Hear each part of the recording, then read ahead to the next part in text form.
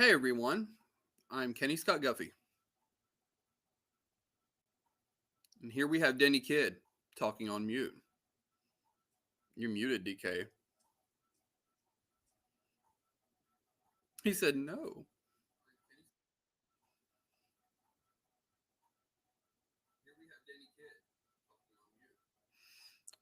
Poor Denny.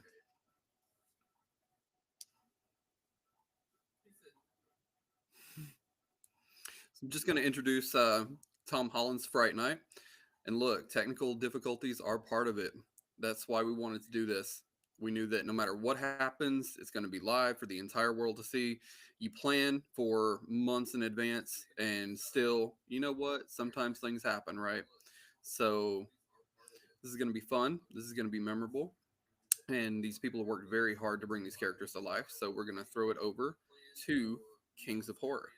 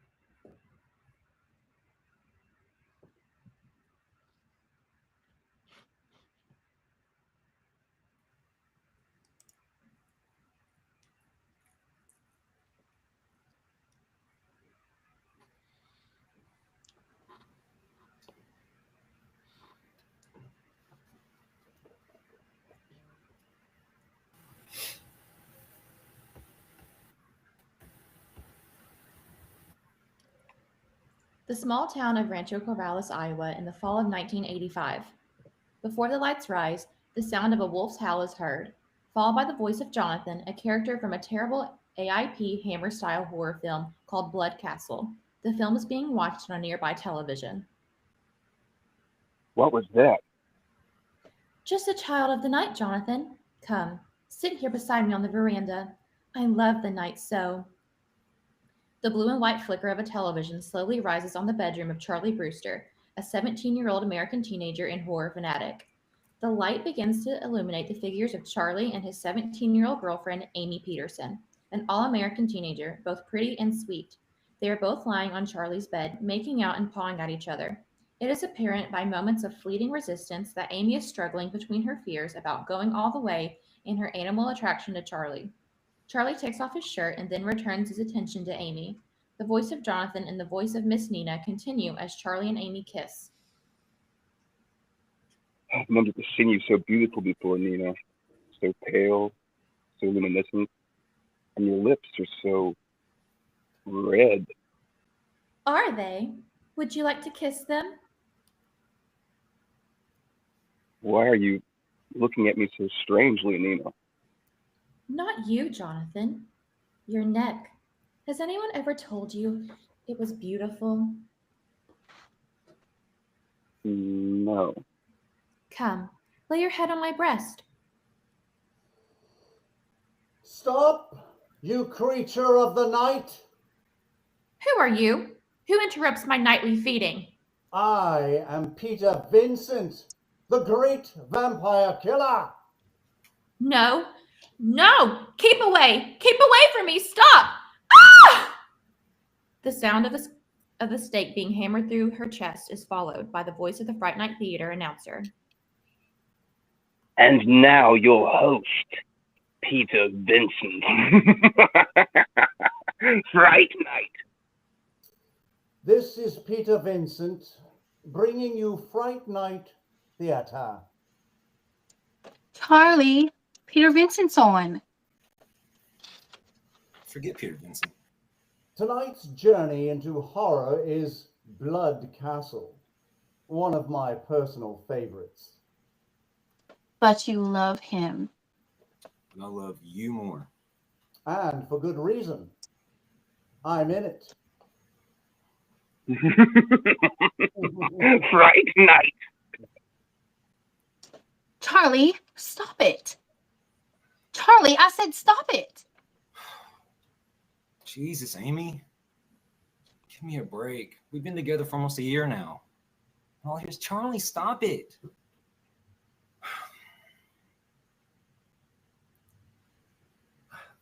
I'm sorry, Amy. Me too. I'm just scared. That's all. Let's get into bed. You mean it? Amy nods and crosses to the bed. As she does, Charlie looks out of his bedroom window and something catches his eye. Below in the side yard, he sees two shadowy figures carrying what looks very much to be an ornate coffin towards the vacant house next door. The house has a for sale sign in front of it with a sold sign just beneath it. Charlie's mouth drops open. Amy begins to take off her blouse. Charlie is too distracted to notice, his gaze glued to the scene he's seeing below. As Amy's blouse comes off, she lays back on the bed, looking up at Charlie, waiting for him to join her. He ignores her, grabbing his binoculars from his desk, whipping them to his eyes and focusing on the figures below. They are Billy Cole, a handsome young man in his mid-20s to early 30s, wearing a fall jacket, and Jerry Dandridge, a striking man in his 40s, wearing a long trench coat. Jerry appears to be carrying the end of a huge ornate oblong box effortlessly with one hand. Charlie, I'm ready. Amy, you are not going to believe this. There are two guys out in the yard. I think they're carrying a coffin. We have pledged ourselves to evil. Sure. And they're on the moors, right? Amy, I'm serious. So am I. Do you want to make love or not? Charlie doesn't answer. He is still peering through his binoculars. Billy and Jerry exit with the coffin towards the house next door. Amy jumps up, puts her blouse back on, grabs her backpack from the floor next to the bed, and hurries out of Charlie's room. Amy, quick. Come here, you've got to see this. He whirls to find that Amy is gone. He tosses the binoculars on the bed and hurries after her. Amy! Okay. Maybe it wasn't a coffin. The lights rise on the Brewster living room. Amy enters in a huff with Charlie close behind. Amy is pulling on her jacket. Judy Brewster, Charlie's mother, a pleasant-looking, warm woman in her 40s, is sitting in a chair unseen by Charlie and Amy. She's relaxing in her robe and reading a magazine in front of the television with her freshly painted toes up on the ottoman. She is watching the 10 o'clock news. But I did see two guys carrying something to that house. I don't understand you. First you want to make love and then you don't. Amy? Charlie? What's wrong? Nothing, Mom. Well, come in here, you two. Are you kids having a lover spat? No, Mom. It's nothing like that. Well, there's nothing wrong with it. It says right here that the divorce rate is 76% higher among couples who don't argue before marriage. Mom, we are in high school. Well, it never hurts to plan ahead. Oh, Amy, will you remind your mother that we're playing poker at her house this weekend? Yes, Mistress Brewster. Well, good night, Charlie. Yeah, good night. Good night, Mistress Brewster. Night, Amy. Thanks for helping Charlie with his homework. Anytime. See you tomorrow, Charlie? He hardly hears her as he continues staring out the window. Amy turns and stomps out of the room. A moment later, the front door opening and then closing is heard. Judy looks at Charlie. He is glued to the window. Charlie, that wasn't very nice, not walking Amy to the front door. Mom, there are people next door. Oh, I guess the new owner must be moving in. What new owner? Didn't I tell you? Bob Hopkins said he finally got rid of that place. Who did he sell it to? I don't know. Some fella who fixes houses up for a living. Supposed to be very attractive, though. I just hope whoever he is, he knows what he's getting himself into with that house. It's going to take a lot of work to make it livable. And now for the local news. A man was found murdered tonight behind the railroad yards. Details are pending, awaiting notification of next of kin. Before the lights rise, the sound of a car pulling in is heard, followed by two doors opening and then one closing after the other. The lights then rise on an area in front of the Brewster house.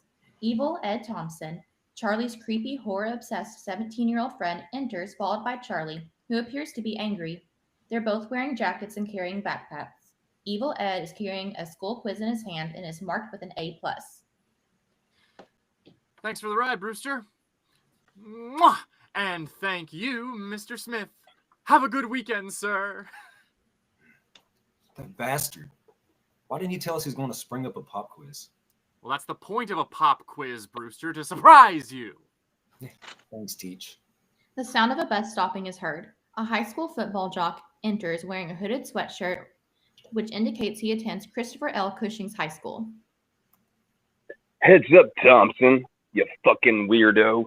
He hits Evil Ed in the head with a crushed soda pop can. Evil Ed spins around and drops his backpack. The high school football jock laughs and is joined by the sound of more laughing off stage, which fades to the sound of a bus pulling away. The high school football jock exits. Evil Ed rubs his head and attempts to hide his embarrassment through sarcasm. Did you hear that? Christopher L. Cushing High School's quarterbrain knows who I am. Wow. Do you think I should run for student council? Keep calling quarterbrain and you're going to be running for your life. Why don't they ever pick on you, Brewster? I mean, you're just as big of a horror geek as I am. Well, I mean, it might be because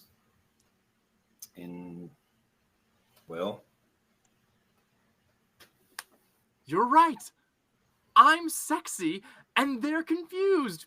God, it's so obvious. That's why they're lashing out. Poor bastards. Must be torture. Evil Ed bends down to pick up his backpack. As he does, Charlie notices an Evil Eddie Garbage Pail Kids sticker that has been slapped onto one of the shoulders of Evil Ed's jacket. Charlie reaches out and peels it off. He examines the sticker and struggles not to smile. Evil Ed cocks his head confused. Charlie shows Evil Ed the sticker. Garbage Pail Kid.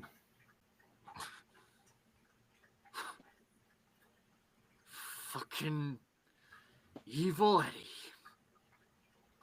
Assholes!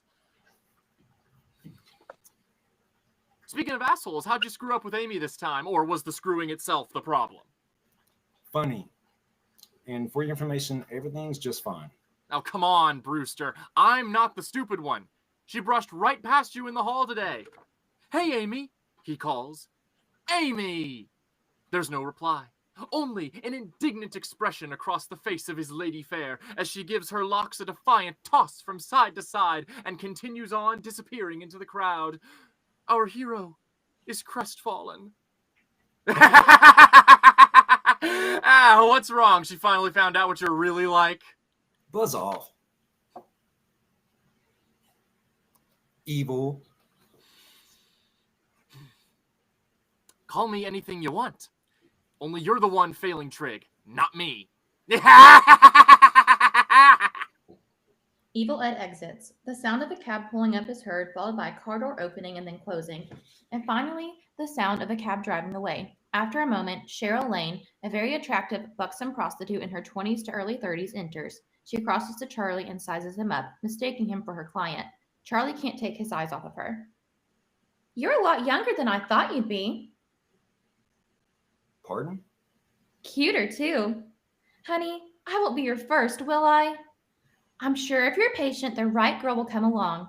Your first time should be special, and not with a... Miss.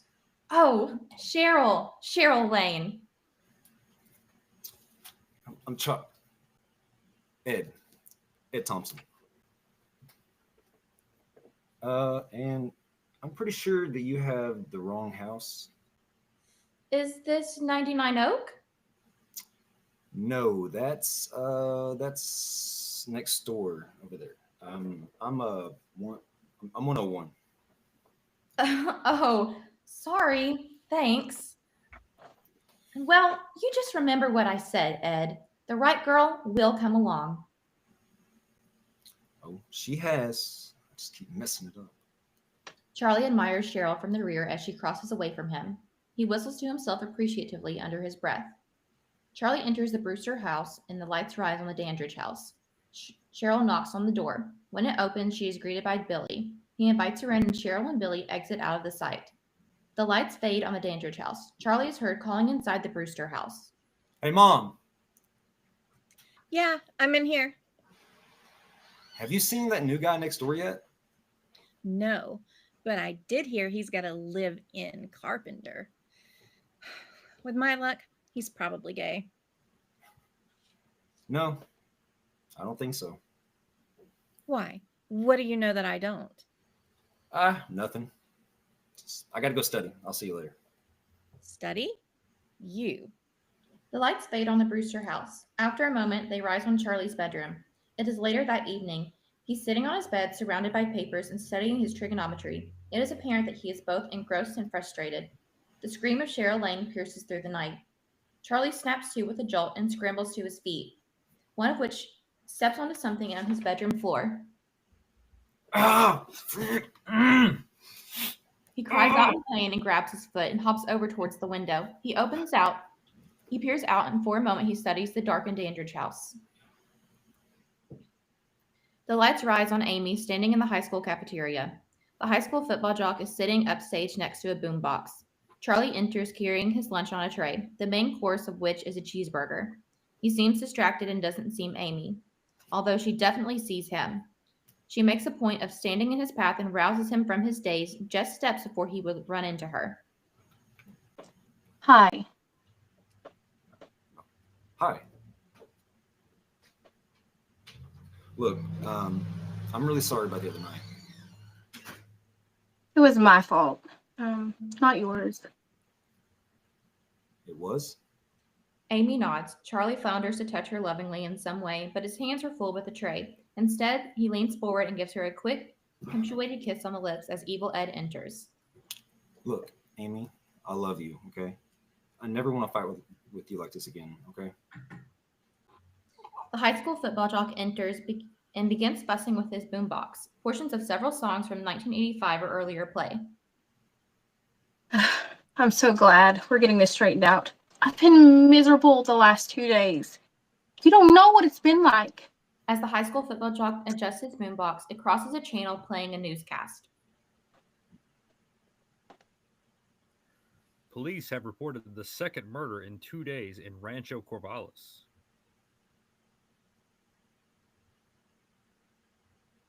The second victim, whose body was found earlier this morning, was known prostitute Cheryl Lane.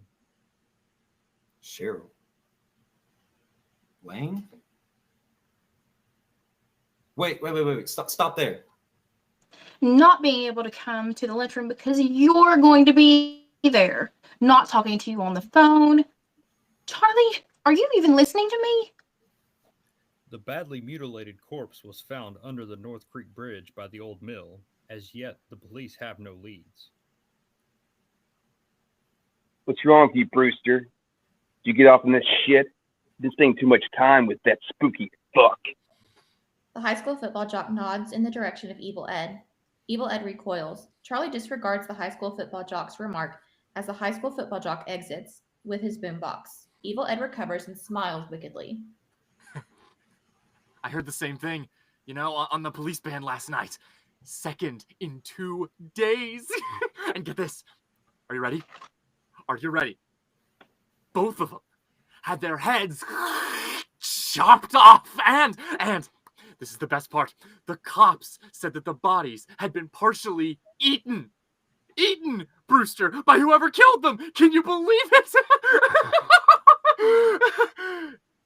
You don't think I'm spooky, do you?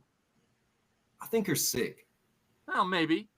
Or, equally as maybe, I'm He takes a awesome. french fry from Charlie's tray.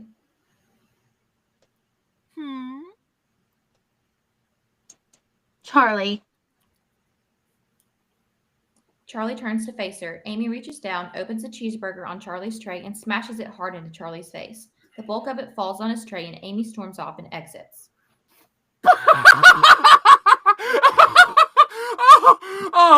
Oh, you're so cool, Brewster. I can't stand it. Before the lights rise, the sound of a car pulling in is heard, followed by a car door opening and then closing. The lights then rise outside both the Brewster and Dandridge house. Charlie enters carrying his backpack, his face now clean of the cheeseburger remnants. He crosses towards his house, but then stops to look over at the Dandridge house, studying it, his mind going back to the night he saw the long oblong box being carried into it. He suddenly drops his backpack by his side and crosses towards the Dandridge house, scrutinizing it with suspicion. Billy Cole enters, unheard by Charlie. He is carrying a can of black paint and a paintbrush with black paint on the bristles. Billy approaches Charlie from behind. Billy stops uncomfortably close to Charlie in order to be certain his attempts will scare the boy and will have the utmost effect. He leans in and shouts in Charlie's ear. Hey, kid! Charlie jumps and spins to face Billy. What are you doing? Nothing. Oh, yeah? Nothing? Well, just make sure it stays that way. Kid. He punctuates the end of his thought by swiping the tip of the paintbrush down the tip of Charlie's nose, leaving a black mark of paint. Charlie backs away towards the Brewster house. He touches the tip of his nose and then looks at the black paint on his fingers. The sound of a cab pulling up is heard, followed by a car door opening and then closing, and finally the sound of a cab driving away. After a moment, a second escort enters. She, like Cheryl Lane before her, is also a very attractive, buxom prostitute in her 20s to early 30s. Charlie, flustered by his experience, trips backwards over his backpack and lands at the high-heeled shoes of the second escort. He looks up at her and she looks down at him. 99 Oak? Oh, over here. Wow, hello, gorgeous. You must be Mr. Dandridge. Don't fall in love just yet. I'm not Jerry. What a shame. He's inside. Don't worry. You won't be disappointed. Well, if he looks anything like you, I'll consider a 2 for 1. Thanks, but you're not really my type. Blonde? Warm. The second escort is unsure that she heard him correctly. Billy ushers her into the Dandridge house. The lights fade outside of the Brewster and Dandridge houses. After a moment, the blue and white flicker of Charlie's television slowly rises over his bedroom, accompanied by the soft sound of the static. It is later that evening. Charlie is sleeping in his desk chair in front of the window with a blanket over his legs and his binoculars in his lap. It is apparent that he dozed off while staking out his neighbor's house. He slowly begins to come to as the lights rise to an atmospheric level on a room in the Dandridge house directly across from Charlie's bedroom. Charlie sees the second escort within. She takes off her blouse. Aroused, Charlie's eyes grow wild.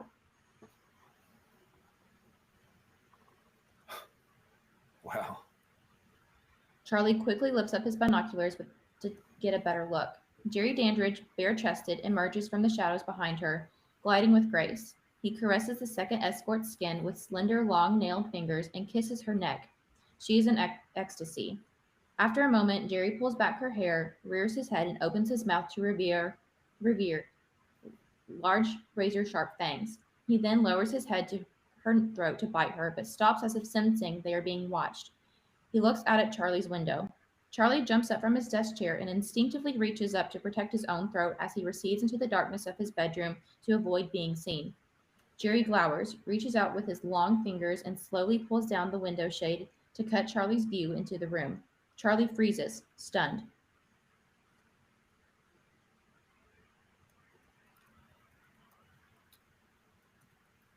His binoculars slip from his hand as they strike the floor. Charlie whirls around, racing out of his bedroom, calling for his mother. Mom, you've got to get up here. I can't believe what's happening next door. What are you talking about? The guy who bought the house has fangs. Fangs. That's lovely, Charlie. I have to get up at 7 tomorrow. Fangs, Charlie. The lights fade on the Brewster living room and rise to a dim, nighttime level outside both of the Brewster and Dandridge houses. Charlie re-enters and stealthily crosses to a clump of bushes between both the Brewster and Dandridge houses. He crouches down to spy. Billy enters, carrying a large bundle in a plastic garbage bag over his shoulder, which is the size and shape of a body. Now you're my type. The sound of large beating wings is heard overhead, and Charlie looks upward. After a moment, Jerry Dandridge enters. He's carrying the second escort's small handbag in one hand and an apple in the other. Charlie strains to hear Billy and Jerry's exchange. You forgot something. Thanks. An accessory to murder. Huh? I saw a tooth. You think I'm funny. So, what do you say, babe? Food, then fuck? On second thought, flip that. I'm starving, and knowing me, there won't be enough of her left to,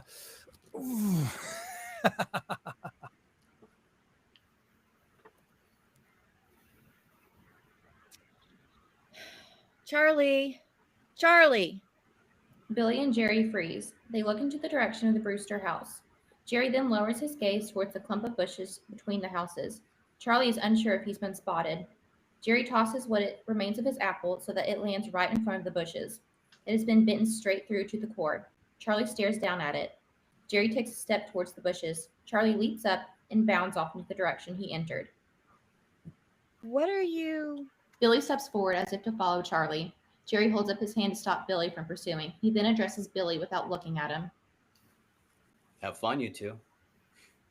Don't wait up. And I mean that, mister.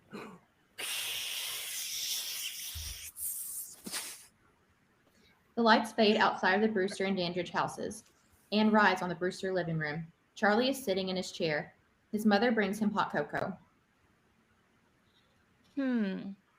The microwave never melts the marshmallows right.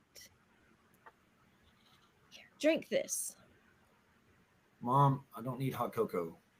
I didn't have a nightmare, okay? They did kill a girl over there. Judy reaches out and feels his forehead to check for a fever. Mom, I'm not sick. I'm not sick. The guy did have fangs. And a bat did fly over my head, and a second later, he stepped out of the window. Don't you see what that means? Wait, let me guess. What? He's a vampire. A what? Before the lights rise, the voice of Amy is heard as if having a conversation with Charlie over the telephone. She picks up seamlessly right where Judy left off in the previous. A what? A vampire, damn it. Haven't you listened to anything I've said? Charlie, is this some sort of trick to get me back? Forget it. I'm going to the police. Charlie, you can't go to the police with a story like that. They'll lock you up. All right, then. Well, then I'll tell him he's a vampire, but sure as hell I'm not going to tell him about the two women. Charlie! Amy is cut off by the sound of receiver slamming down. The sound of a car pulling up is heard, followed by a car door opening and then closing. Lieutenant Detective Lennox enters. He is a plainclothes police officer with a brusque demeanor. He crosses to Charlie. Mr. Brewster? Yes, sir. I'm Charlie Brewster. That one? Yeah. You sure about that now? Charlie nods. Lennox straightens himself, and the two of them cross the Dandridge house, and the lights rise inside. Lennox knocks on the door, and Billy answers. Yes. Mr. Dandridge? No, but I keep getting that. Pardon? Nothing. I'm his roommate, Billy Cole. Lieutenant Lennox, homicide. Mind if we come in? No, not at all. Come on in. Lennox and Charlie enter the foyer of the Dandridge house. The interior is ornate and impressive. There are unpacked boxes sitting everywhere and furniture pieces covered with sheets. A number of antique clocks line the walls. It is apparent that the house is newly occupied. Lennox looks around impressed. Charlie looks around as well, but with more apprehensive, distrustful eyes. It's quite a place you have here. Yeah, we're restoring it. Where is Mr. Dandridge? Well, he's away on business. Is there anything I can help with? There was a murder last night. Charlie lives next door. Thinks he saw the victim in this house. Well, that's impossible. I was here with Jerry all last night. There was nobody else in the house. That's a lie. I saw him bring a girl in here, and later I saw him carry out in a plastic bag. What do you say to that, Mr. Cole? I confess, I did chat up a rather tasty young thing out front last night, but I never invited her in, which I actually regretted until now. And yes, I did take some bags out later on, but they were full of trash. They only smelled like a dead body. Sorry, I shouldn't make light of this. The kid's obviously crazy, officer. Here, let me show you. They're just out back. Charlie lifts the cover of a large frame painting. The images of a young girl who, despite the centuries-old style of her gown and hair, look exactly like Amy. Amy? Look, the bag I saw had a body in it, not trash, okay? You, actually see the body, Charlie? Well, no. Did you even see the girl come in? I saw two of you. Charlie? No. I went back into the house, but Okay. Look, let me take you out back. I'll show you the bags I put in the garbage. Okay, let's see him. Look, I can prove he's lying.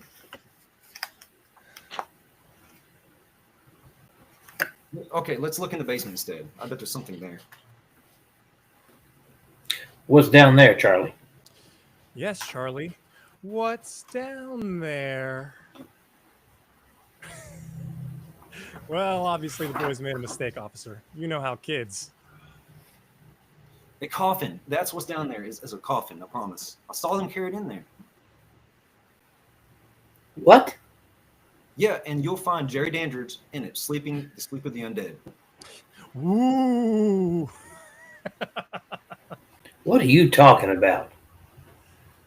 He is a vampire. I saw him in the room last night. He had fangs and he bit her on the neck. Oh, for heaven's sake. Come on. But what are you talking about? Wait, we can't just leave like this. I've got a coffin for you. Will you just listen to what I'm saying, please? I don't care what you say. Lieutenant, please just listen to me. Look. I'm telling you, Jerry Dandridge is a vampire. Sure, and I'm Dirty Harry. Now let me tell you something, kid. If I ever catch your ass at the station house again, I'm throwing you in jail forever. Look, Lieutenant, please come on. Just listen to me for a second, please. I know it's crazy. I know that, but The sound of a car door opening and then slamming shut is heard, followed by a car starting and then speeding off. Lieutenant! Charlie turns back and looks at the Dandridge house. He sees Billy peering out at him, smiling. Oh my God. Charlie exits running. Sweet kid. I guess that solves dessert. The lights rise on Evil Ed's bedroom. It is a shrine to all things horror, not unlike Charlie's bedroom. Evil Ed is sitting at a small table, painting minute details on a monster model. After a moment, the sound of a car pulling up and screeching to a halt is heard, followed by a car door opening and then slamming shut. Charlie is heard calling from off stage. Charlie, or Evil! Brewster! And to what do I owe this dubious pleasure? The vampire knows that I know about him, or at least he will when he wakes up tonight. What are you talking about? I have a vampire living next door to me, and he's going to kill me if I don't protect myself. What? I saw his accomplice moving a body late last night, okay? Whose accomplice? The vampire. Go on. Okay, so I went outside to hide in order to get a closer look, and there was this flapping noise, and then like huge bat just swooped down, and Dandridge just... Who's Dandridge? The vampire. Go on. Okay, appears out of nowhere with this apple, and he just... Dandridge. Yes. The vampire. Yes. Go on. He bit straight to the core and all, and... Well, they do say apples are good for your teeth. Evil, I'm not got time for this, okay? Just tell me what to do to protect myself, please. Well, if what you say is true, you should have nothing to worry about. He's obviously a fruit bat! Oh, that's very funny, Brewster. Evil, please, I'm not kidding. Just tell me what to do. Well, for starters, don't call me evil anymore. Why do you need my help anyway? You know even more about vampires than yours ghoulie. You stole that from Peter Vincent. See? Look, I'm scared shitless, okay? I can't focus, okay? Vampnesia. It's made you forget the combination to the old vault of horror. A common symptom of love sickness. Listen, this has nothing to do with Amy. All I can think about is Dandridge right now. Oh, should be flattered to hear that. Tearing me apart once the sun goes down. Yeah. And exactly what incentive are you offering for me to aid you in this, your hour of need? Look, I've got $8. Help me, and it's all yours. I believe I heard some change jingling around in there too. What? Oh yeah, here, fine. Just take it. Far be it from me to turn down a fool's money. Right, Dr. Bankenstein? Now, where and when do you expect the vampire to attack? In my bedroom tonight. Ooh, no wonder he's all you can think about. Evil Ed crosses to a set of bookshelves covered with horror paraphernalia and picks up a small cross. All right. Start with this. But you must have total faith in it for it to work. Then get some garlic, links of the stuff that you can wear around your neck and hang from your window. If he comes for you, that'll be the way. Now, then, of course, there's holy water, but you got to get a priest to say a blessing over it first. That's it? I'm afraid so. But your best protection right now, Charles, is that a vampire can't enter your house without being invited by the rightful owner first. Are you sure about that? Positive. Thank you. Thank you. The lights rise on Charlie's bedroom. He is finishing nailing his window shut in an attempt to make it vampire-proof. He tests the window and then continues moving about his room feverishly. The voice of Judy is heard calling from the Brewster living room. Charlie, could you come down here a minute, please? There's someone I'd like you to meet. The lights fade on Charlie's bedroom and rise on the Brewster living room. Jerry Dandridge is sitting in a chair chatting with Mrs. Brewster.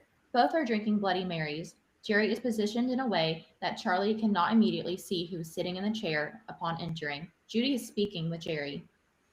You know, our town really isn't as boring as I make it sound. For instance, there's a dance at the church the first Friday of every month. Yeah, Mom. Charlie, this is our next door neighbor, Jerry Dandridge. Hello, Charlie. Well, Charlie, don't be rude. Shake hands. What's he doing here? I invited him over for a drink. You what? I invited him over. Why? What's the matter, Charlie? Afraid I'd never come by without being invited first? Yeah, you're right. You're quite right, Charlie. Of course, now that I've been made welcome, I'll probably drop by quite a bit. In fact, anytime I feel like it. With your mother's kind permission, of course. Oh, Jerry, anytime. It's so nice to have someone interesting finally moved into the neighborhood. Charlie, are you all right? Yeah. Mom, I'm fine. I just gotta get back to my trig, that's all. Nice to meet you, Charlie. See ya. Soon.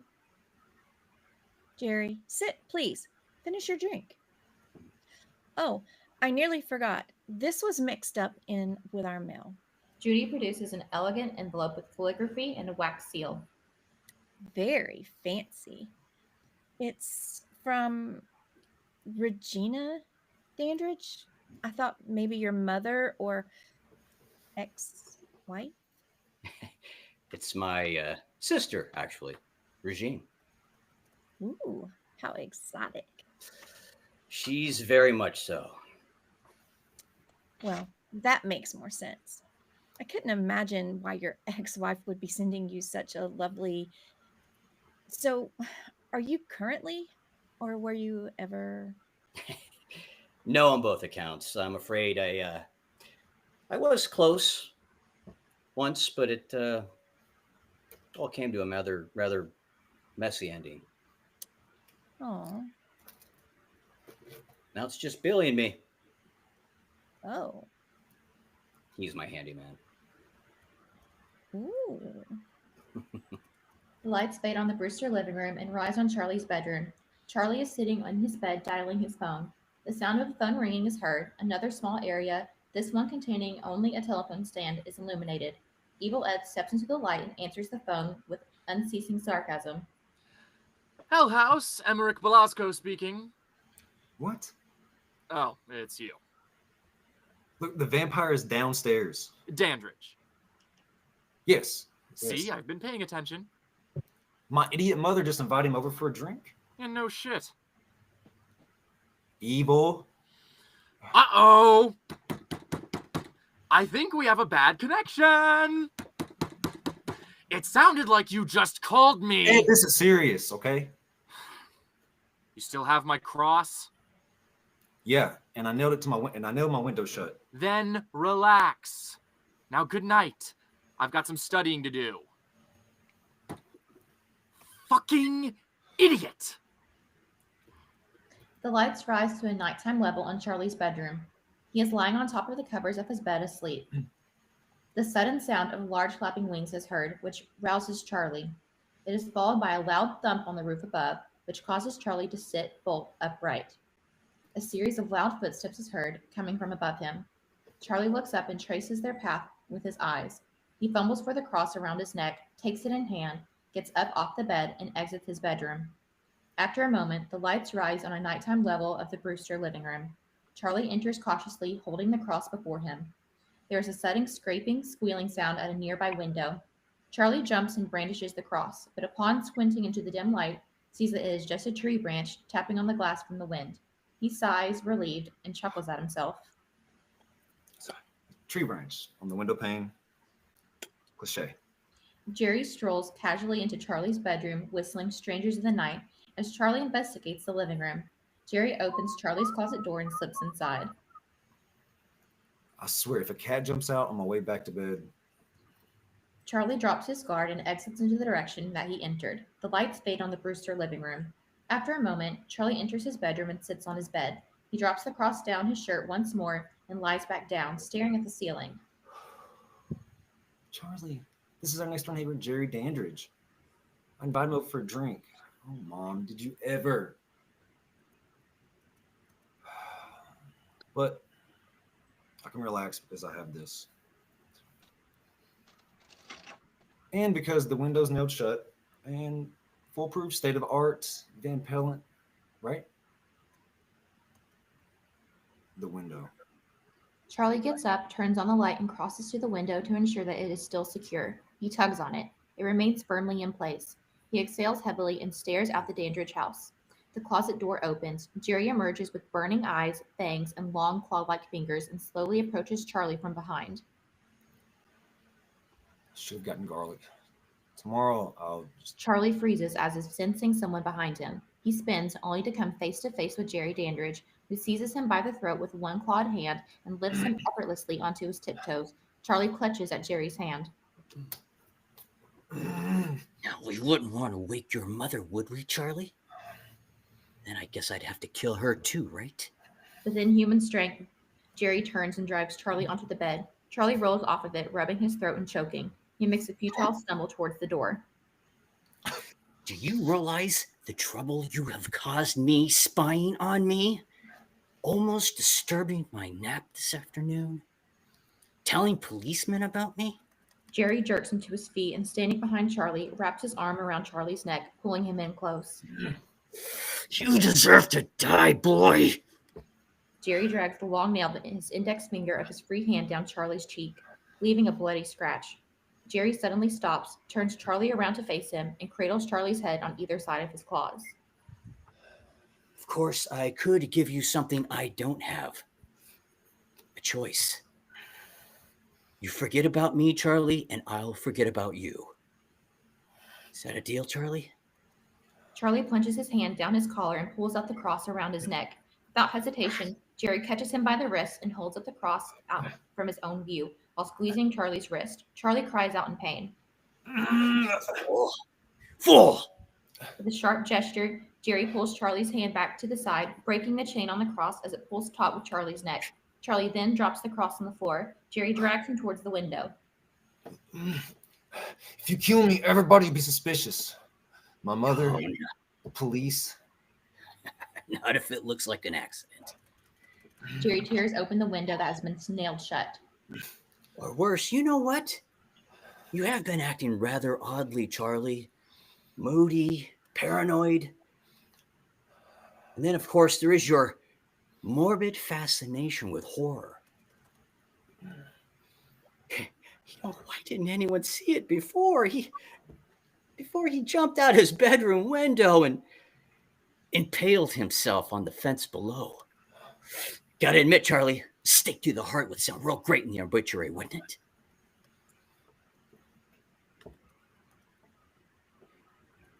I could just hear it now. Oh, all the sadness. But don't you worry, Charlie.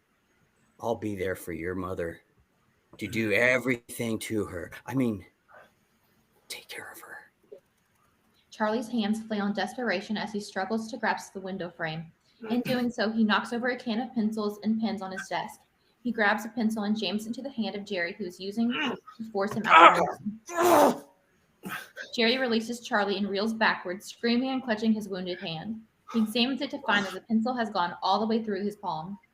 Jerry turns back around towards Charlie and snarls at him, which drives Charlie back towards the window.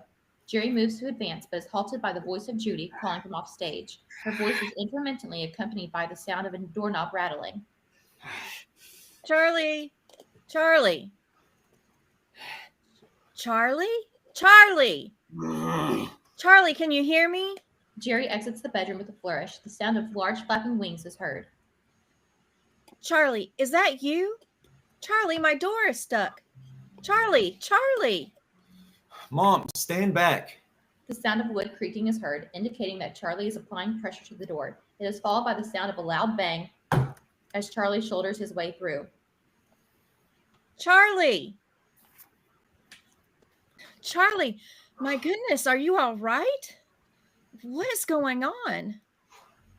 Nothing. I just had a nightmare. Oh. You know, I had one last night. It was awful. I was at this white sale and suddenly I realized I was stark naked. Now what is it? Judy is interrupted by the sound of glass breaking and metal bending. Nothing. Just raccoons in a garbage can. Why don't you just go back to bed? But sweetie, what about your nightmare? Do you want a Valium? I'm fine now, honest. I'm good. Well, I do need my sleep. I start the night shift tomorrow. 3 o'clock in the morning is so bad for my complexion. Night, Mom. Judy exits. Charlie closes his bedroom door behind her. He then crosses to the television, turns it on, and sits on his bed. The sound of a horror film playing in Fright Night Theater are heard. After a moment, a piercing scream comes through the television and coincides with the ringing of the telephone. Charlie jumps and takes the receiver in hand before it can ring again. He lifts it slowly to his ear and, breathing heavily, listens. The lights rise on the room of the Dandridge house, directly across from Charlie's bedroom. Jerry is standing there with a phone receiver in one hand, while Billy cleans and bandages the injured one. I know you're there, Charlie. I can see you. What's the matter, Charlie? Scared? You started this, and I'm going to finish it. I just destroyed your car right now, Charlie. But that's nothing compared to what I'm going to do to you tomorrow night. Jerry hangs up the telephone. A dial tone is heard as Charlie sits, paralyzed with terror, the receiver still pressed to his ear. After a moment, he places his receiver back on the cradle. The station break is heard, coming from Charlie's television. And once again, your host, Peter Vincent. Fright Night. Good evening, horror fans. Did you know that there are a lot of people who do not believe in vampires? But I do, because I know they exist. I have fought them in all of their guises. Man, wolves, bats, and I have always won. That's why they call me the Great Vampire Killer. Now, watch me do it. The lights fade on Peter in the spooky set of the Fright Night Theater. Charlie continues to stare at his television screen. The sound of Peter, locked in combat with the forces of evil, grow. Charlie slowly comes to his feet, his attention never wavering. Go, Peter. Charlie's voice becomes a defiant growl as he begins to pantomime pounding a stake through with a hammer, each blow growing more aggressive and coinciding with the sound of Peter pounding a stake in the film. Go. Go.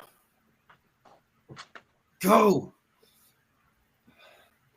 The lights rise on Charlie, pacing outside the television studio where Peter Vincent films Fright Night Theater.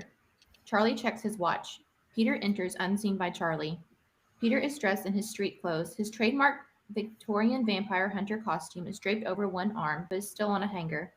His vampire hunter case is on the other hand. Distracted and sulking, Peter plods past Charlie, who is facing the opposite direction. Charlie turns just in time to see him. Mr. Vincent. Mr. Vincent, could I talk to you for a minute? Mr. Vincent, please, it's very important. Very, very important. All right, what do you want me to sign? Pardon me? Well, you do want my autograph, don't you? No, sir. I was just curious about what you said last night on TV. You know, about believing in vampires. What about it? Were you serious? Well, absolutely. Unfortunately, none of your generation seems to. What do you mean? I have been fired because no one wants to see vampire killers anymore. Apparently, all they want to see is some madman running around with ski masks, hacking up young virgins. Now, if you'll excuse me. I believe in vampires. That's nice. If only there had been a few more of you, my ratings would have been a little bit higher. In fact, I have one living next door. Would you help me kill him? Pardon me? You know, the murder of that girl that happened a few days ago? Yes. Well, the guy that lives next door to me, he did it. He is a vampire. If this is your idea of a joke, young man, I am not amused. Mr. Vincent, I am not joking. I am deadly serious. Well, if you'd excuse me. Mr. Vincent, please, you have to believe me. I am telling the truth. Okay. You just said you believe in vampires. I lied. Now, will you leave me alone? Please, you have to listen to me. The vampire tried to kill me last night and trashed my car when he didn't succeed. Now he's going to come back to me after me tonight. Mr. Vincent, if I don't get help, he's going to kill me. Mr. Vincent, you've got to believe me, please. Mr. Vincent, please just listen to me just for a second. No, wait. The sound of a car door opening and then slamming shut is heard. Charlie runs. Please, Mr. Vincent, wait. The sound of an old clunker starting and then speeding off is heard. Charlie watches Peter's car drive away and then stomps his feet in frustration. The lights rise outside the Brewster house. Evil Ed enters from one side and crosses towards the house. The sound of a moped pulling up and then stopping is heard. Amy enters from the opposite side and crosses to meet Evil Ed in front of the Brewster house. What are you doing here? Oh, I'm sorry. Did I miss visiting hours for the psych ward?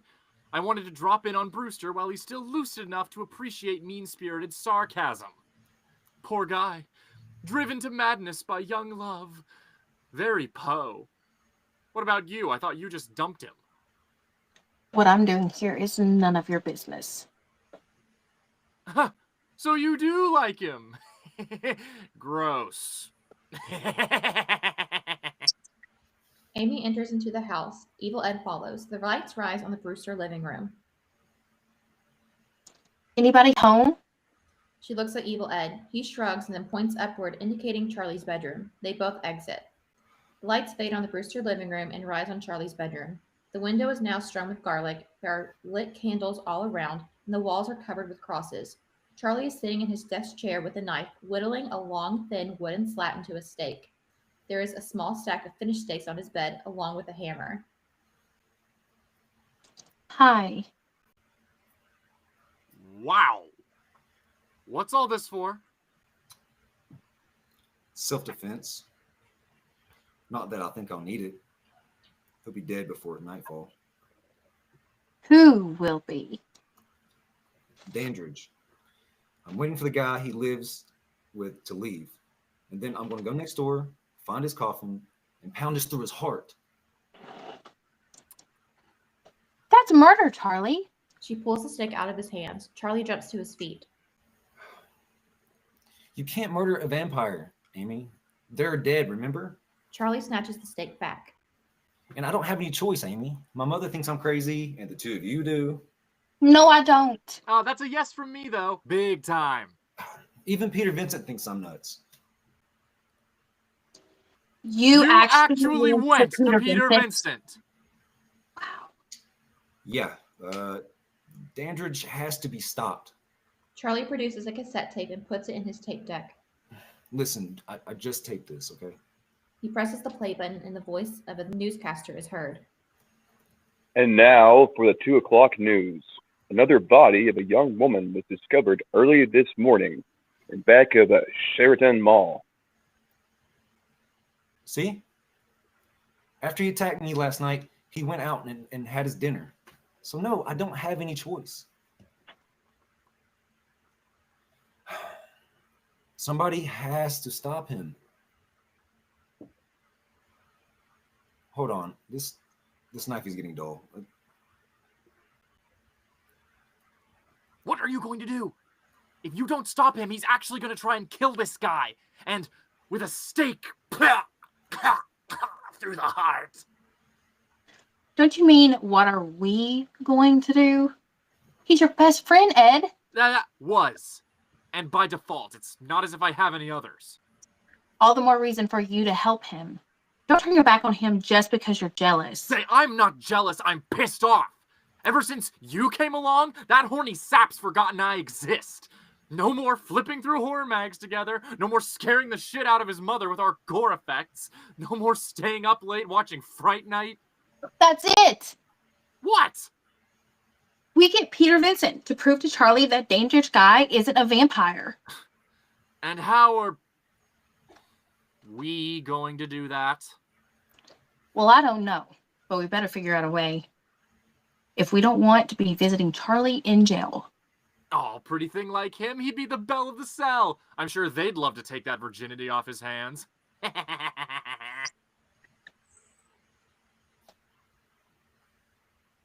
Charlie, it's going to get dangerous going out into that house all alone, isn't it? I mean, you're going to need all the help that you can get, right? Someone like Peter Vincent, for instance? Yeah. I told you, I tried him already. Well, why don't you let us try again before you do anything? There's not enough time, Amy. Well, what happens if you go into that house alone and he gets you? Who's going to stop him then? Yeah, I mean, then he'll be able to suck his way through the entire town. Not that it would be much of a loss. Charlie, it'll be dark soon. You don't want to go into that house then, do you? No. No, you are right there. All right. Try him again. Great. Amy gathers up the finished stakes and hammer from Charlie's bed and dumps them into Evil Ed's arms. Hey! I'm going to need those. No, you won't. I'm sure Peter Vincent will want to use his own, professional grade equipment. Good one.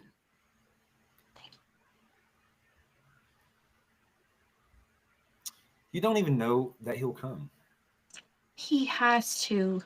He's your hero, Charlie. Now you promise you're not going to do anything till you hear from us, okay? Amy kisses Charlie in the forehead and then turns to Evil Ed.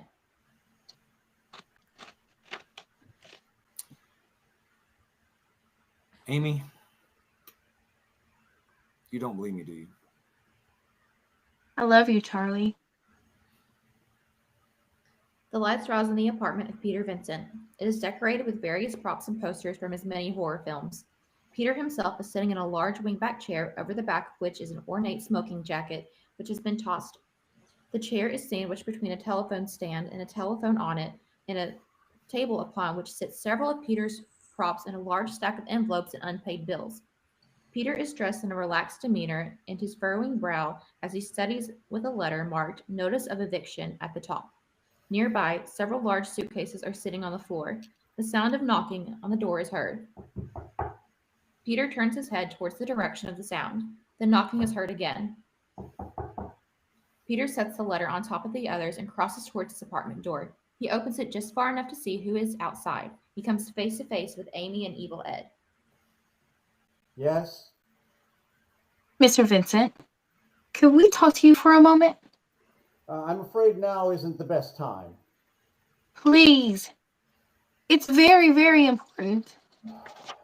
Well, if you would just wait a moment, I'll... Peter hurries away from the door and crosses back to his chair to retrieve the smoking jacket. He puts it on and straightens himself in order to slip into the character of Peter Vincent, the one he believes his fans expect. After a moment, he calls to Amy and Evil Ed. Come in. Now, what can I do for you? An autograph, perhaps? Or perhaps an interview for your school's newspaper? I'm afraid this is much more important. Really? What could be more important than my autograph? Saving a boy's life. Oh, yes, I can see where that could be more important. Perhaps you'd care to explain? You see, my name is Amy Peterson, Mr. Vincent, and this is Ed Thompson. I'm Ed Thompson. And well, Ed. You remember a fruitcake kid named Charlie Brewster? He said he came to see you? No. He's the one who believes a vampire is living next door to him. Oh. Oh, yes, you know he's insane. Oh, my dear, I hope he's not a friend of yours. Oh, yeah, she's got the hots for the creep. Amy blushes and pinches Evil Ed hard. Amy! We need your help to stop him, Mr. Vincent. You see, he really does believe his next door neighbor is a vampire. He's planning to kill him. Yeah, with a stake through the heart. Are you too serious? My dear, your friend needs a psychiatrist, not a vampire. Please. Please, Mr. Vincent. I'm afraid not. You see, Hollywood beckons. I've just been offered a starring role in a major film. I've even had to quit Fright Night. And so you see, I'm Evil Ed afraid picks up the letter that Peter was reading at the beginning and looks at it over himself. Huh. Notice of eviction. Who's Herbert McHoulihe? Give me that. I'll give you money. How much? I have a $500 savings bond. I'll take it. Now, how are we going to cure your little friend of this delusion? Oh, I got it all figured out. We all go next door to the neighbor and you perform some kind of vampire test on him to pronounce him human. You know, like in Orgy of the Damned, where you looked in the mirror, the guy didn't have a reflection, and then you knew he was a vampire. Oh, yes. That was one of my favorites.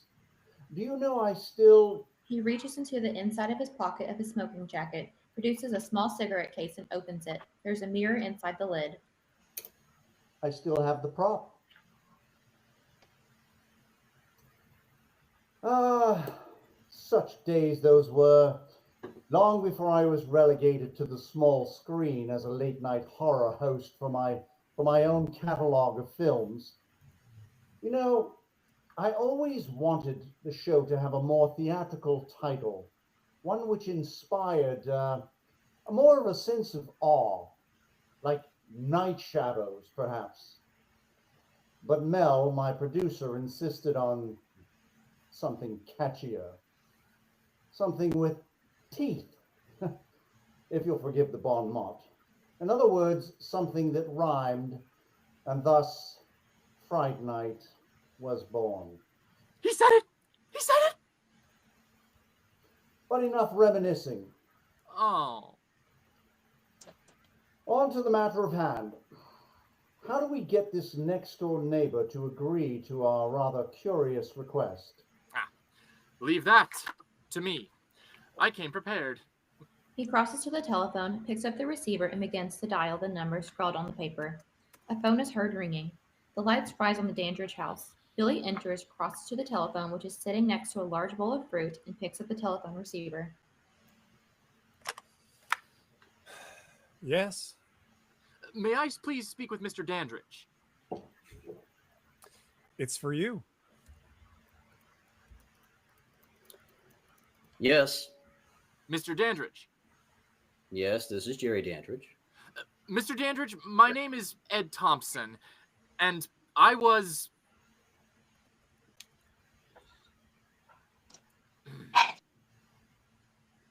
am friends with your neighbor, Charlie Brewster. As I'm sure you must know, sir, Charlie's a big fan of horror movies and such, and for some reason has come to the conclusion that you're a vampire. Crazy, right? Well, that is to say, a few of his other friends and I, we were hoping you might indulge us and help us prove to him that you are not, in fact, a blood-sucking hellbeast. Would it be possible for us to come by tomorrow? We wouldn't take out much of your time. It's actually rather simple. We'll hand you a cross in front of Charlie, and when he sees that you're able to handle it without burning you or, Yeah, I see. Well, yeah. Yes, of course. I'm always willing to help young people. But I'm afraid crosses are out of the question. You see, I've been reborn recently. Oh, sorry about the blood-sucking hellbeast thing. He's a reborn Christian. He thinks crosses would be sacrilegious. Ask him how he feels about holy water. How about holy water? I'm afraid not. Nope, won't do either. Tell him it's just ordinary tap water. All he has to do is sip it. It'll just be ordinary tap water. All you have to do is... Sip it? I heard.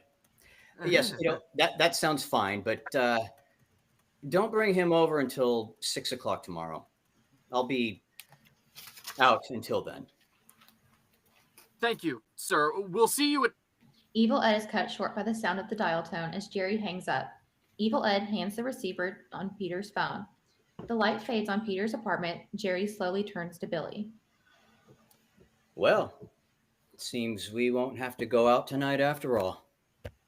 His friends are bringing him over tomorrow night to prove that I'm not a vampire. The lights rise to an early evening level outside both the Brewster and Dandridge houses.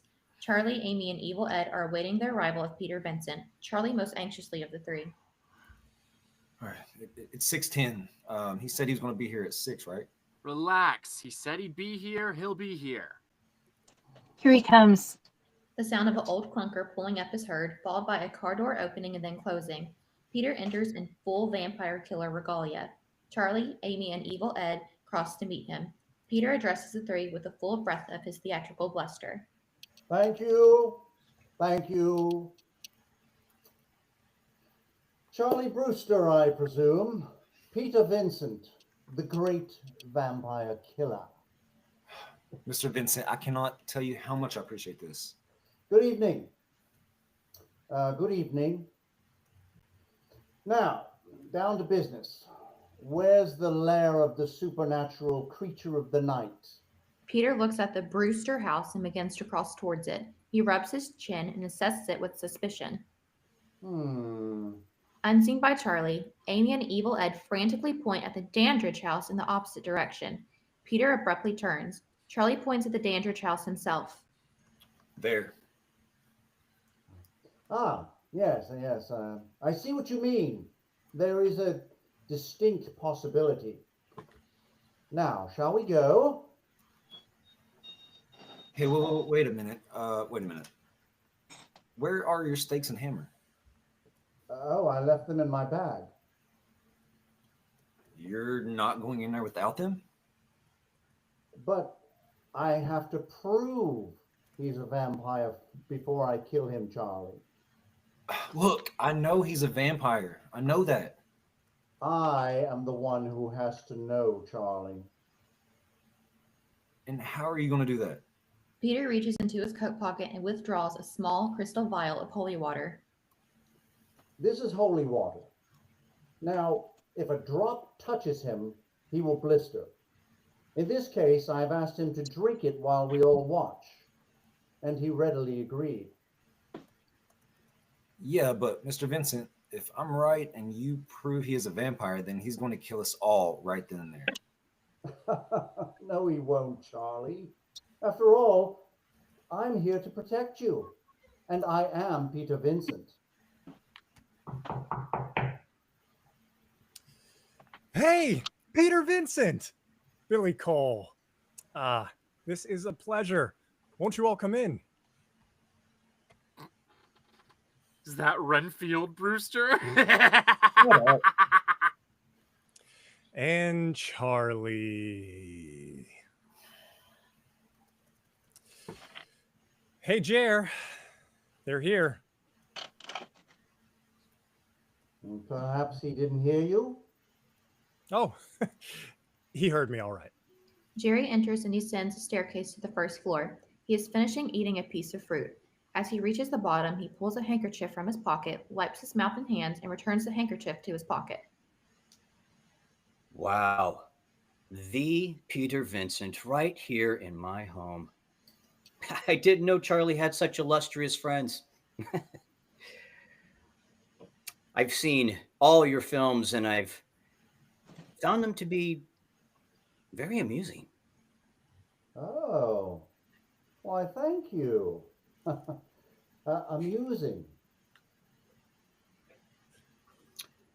And who are these two attractive young people? This is Ed Thompson. We spoke on the phone?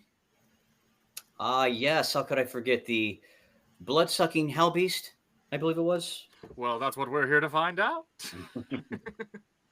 And this is Amy Peterson. Amy doesn't take her eyes off of Jerry as he crosses to her without speaking. He takes her hand, bends low, and then kisses it tenderly. Charmed. Isn't that what vampires are supposed to do, Charlie? Of course, I'm no expert on the subject, not like Mr. Vincent here. Jerry turns towards the living room and indicates they should join him. Please. Some vampire, Brewster. Amy and Evil Ed stare after Jerry, both totally captivated. They cross into the living room as well. God, he's neat. Billy circles Charlie in a clear attempt to intimidate him. This herds Charlie into the living room with the others. Jerry indicates the few remaining boxes stacked nearby and the furniture covered with sheets. Please excuse the mess. We haven't finished unpacking. Where do you keep the coffin? Or do you have more than one? Charlie. It's all right, Mr. Vincent. I'm used to it by now. As you may know, Charlie even brought the police over a few days ago. Charlie, you didn't. Damn right I did. Only they didn't believe me any more than any of you did. But you'll believe me in a second, I promise. Mr. Vincent, give him the holy water. Charlie, there's no reason to be rude about this. It's perfectly all right, Mr. Vincent. Where is it? Peter reaches into his coat pocket and withdraws the small crystal vial of holy water. He hands it to Jerry, who hides it warily. And you are sure this is holy water? Positive. I saw Father Scanlon bless it out at St. Mary's myself. Charlie sidles up to Amy. Hey, get ready to run. I'll protect you with this. Well, bottoms up. Jerry takes the lid off the small crystal vial. He tilts his head back and downs all the water in one swallow. He then moves the pocket to the crystal. He then moves the pocket the small crystal vial. Peter clears his throat to indicate that he wants it back.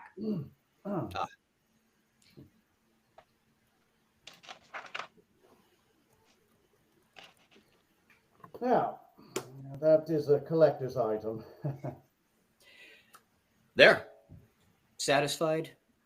Totally. Well now, Charlie, you saw that. Are you convinced now that Mr. Dandridge is not a vampire? It can't be. But Charlie, you saw it. You know as well as I do that no vampire can drink blessed water. Then it wasn't blessed. Are you calling me a liar, young man? Are you calling me a liar? If he's not a vampire, listen, I haven't touched this. Charlie holds up the cross. Jerry stiffens and takes a small step backward. Billy starts to advance. Amy, Evil Ed, and Peter are too focused on Charlie to notice. Peter crosses to him, wary of Charlie's unwillingness to concede. Oh, Charlie. Peter snatches the cross out of Charlie's hand. Jerry looks at Billy as if to indicate that he should stand his ground. You've made a fool of yourself once. There's no reason to compound the error. Yes, Charlie. You've already caused your friends quite enough pain. You wouldn't want to cause them any more, would you? Charlie sees Jerry is slowly advancing. Billy is sliding into place to block the exit. The tension level in the room is suddenly unbearable. Amy, Evil Ed, and Peter are all aware of it, although they do not know the reason. Charlie reluctantly acquiesces in order to protect his friends. No. Of course not. And you're finally convinced I'm not a vampire either, right? Yes. Well, I'm glad that's settled. I can't tell you how much I appreciate this, Mr. Vincent. You've been a great help. Not at all. I'm glad to be of service. Charlie is the last to leave the living room. As he does, Billy steps into his path and obstructs him like a high school bully. He speaks with a loud, overstressed amiability for the benefit of whomever else may hear. I hope you won't let this unpleasantness affect our friendship going forward, Charlie. I treasure our time together. I'm not as forgiving as Jerry. If I ever see you anywhere near this house again, I'll twist off your head and fuck your skull and make mommy watch while I do it. Okay?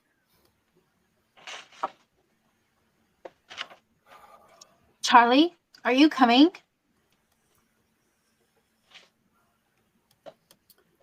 It's been very nice meeting both of you, and please feel free to stop by again anytime. You're always welcome. I'd like that, Mr. Dandridge. Please, call me Jerry. Peter, his back to the others, reaches into his coat pocket and produces his small cigarette case with the mirror inside the lid. Charlie crosses to Amy, grabs her by the arm, and tugs her towards the door. Come on, let's get out of here. Just a minute, Charlie. The same goes for you, Ed. Yeah, that'd be great. Yeah. Can't have too many friends after all. And I suspect we might have a few things in common. You know, I must confess to enjoying the occasional horror movie myself. Behind them, Peter opens his small case for a cigarette. He glances in the mirror and notices that Jerry has no reflection. He quickly turns his head back to the group and sees Jerry standing there. When he looks back down at the mirror once again, he can only see Charlie, Amy, Evil Ed, and Billy. Peter gasps and drops the cigarette case. It cracks and it hits the floor. Something wrong, Mr. Vincent? Peter hurriedly scoops up the case, unintentionally leaving a single mirror shard on the floor, and returns the case to his coat pocket. He tries to hide his shaking hands and keeps the tremor out of his voice. No. No, not at all. I just felt a little, it was just my clumsiness. Are you sure? Oh, I'm positive. Oh, look, we've been taking up way too much of your time. Thank you so much. Come along now, everybody. Thank you. Bye-bye. The lights dim on the Dandridge house. Charlie also notices the sudden change and begins to interrogate the now trembling Peter as they hurry away from the Dandridge house. What's wrong with you? No, nothing. Then why are you shaking? I'm not shaking. Yeah, you saw something in there, didn't you? Something that convinced you that he was a vampire. Of course not. Please, Mr. Vincent, you have to tell me. Our lives depend on this. All right.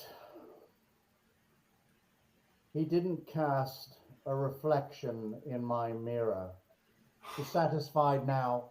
Peter turns and exits at a brisk and fearful pace. Mr. Vincent, you have to call the police. The sound of a car door opening and then slamming shut is heard. Charlie Mr. runs. Vincent! The sound of an old clunker starting and then speeding off is heard. Shit.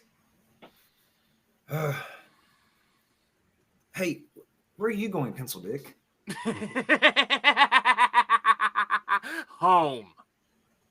No way. We walk Amy home first. The lights return to their previous level on the Dandridge house as Jerry and Billy watch Charlie, Amy, and Evil Ed exit. Looks just like her, doesn't she? Fate, perhaps? Second chance? Jerry turns and crosses to the portrait of the girl who looks like Amy.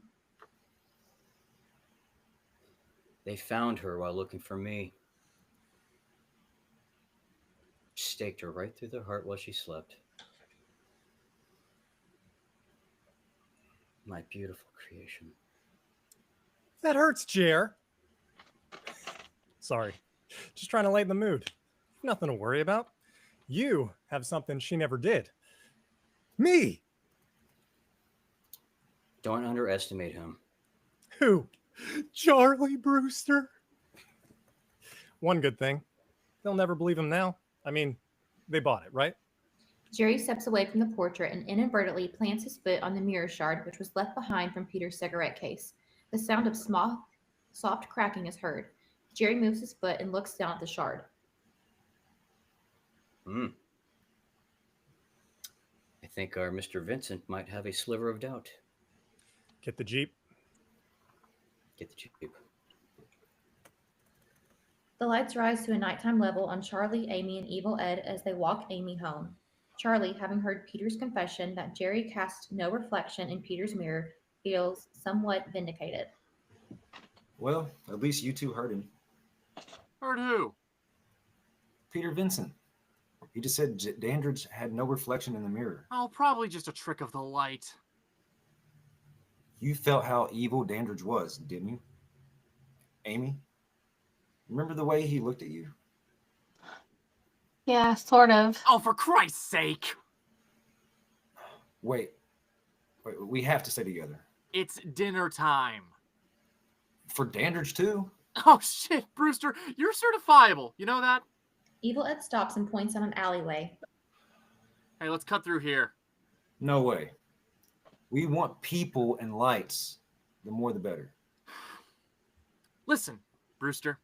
Vampires don't exist. Haven't you gotten that through your thick head yet? I mean, no one is more disappointed than I am. I mean, can you imagine how cool it would be to finally get back at all of the assholes who have been... What is wrong with you? What if Dandridge is a vampire and he thinks you know it? Would you walk down the alley then? Evil? Evil. Always evil. Good night, Amy. And to you, Mr. Brewster, I bid a fond fuck off. Evil Ed disappears down the alleyway into the darkness and exits. Amy and Charlie stare after him. Amy turns to Charlie. Look. Come on, Ed. Please just stick with us, all right? Yeah, forget it. You may be chicken shit, but I'm not. So, fuck off! Evil Ed finally disappears down the alley. Amy turns to Charlie, and they stare after him. What do we do? Just let him go. No vampire's going to want him anyway. Probably give him freaking blood poisoning. Ah! Ah! Ah! Where is he? Over here. Ed! Ed, are you all right?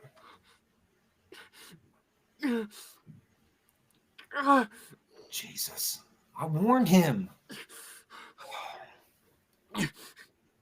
He got me. Charlie, he bit me. You know what you're gonna have to do now, don't you? No. Kill me. Kill me, Charlie. Before I turn into a vampire and give you a hickey!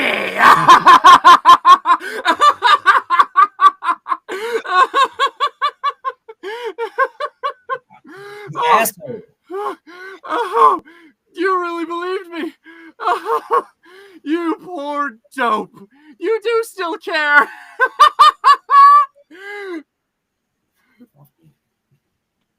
You're going to get yours someday. Charlie grabs Amy by the hand and storms away with her. They exit. Oh, yeah? When? When I'm bit by a vampire? There are no such things as vampires, fruitcake. He turns to exit the opposite direction, and as he does, he hears footsteps. They grow louder as they draw closer. Evil Ed stops and turns back. Charlie. Amy, is that you? The footsteps continue to come and grow louder. That's you. It isn't working. I'm not scared. Evil Ed looks and sees someone, presumably Jerry. He shakes his head in disbelief. No. No. Evil Ed turns to flee. A sudden otherworldly sound is heard to indicate Jerry's transformation from his human form into that of a bat. It is followed by the sound of large flapping wings. The lights cascade across the stage as to suggest the shadow of something passing above him. Evil Ed trips over his own feet and looks overhead, tracing the light of the monster bat with his eyes. No. He clambers back onto his feet and exits running. After a moment, the flapping sounds stop and the otherworldly sound of Jerry transforming back into that of a human is heard. Evil Ed backs on stage slowly, never diverting his eyes from the direction in which he exited. He is terrified. Hello, Edward. Evil Ed turns to run in the opposite direction. As attempting to cut off Evil Ed's escape, the sudden otherworldly sound of Jerry transforming from his human form into that of a bat is heard, followed by the sound of large flapping wings, and the cascade of lights to move across the stage in the opposite direction. The flapping sound is almost immediately followed by the otherworldly sound of Jerry transforming back into that of his human form. After a moment, Jerry enters from the direction Evil Ed is now facing. His burning eyes and fangs are visible. His long claw-like fingers are only on one hand, but both hands are concealed within the pockets of his long trench coat he is wearing. Evil Ed nearly collides with him. Come on, Edward. Don't be rude. I said hello. This isn't how you should treat a friend, especially a new one.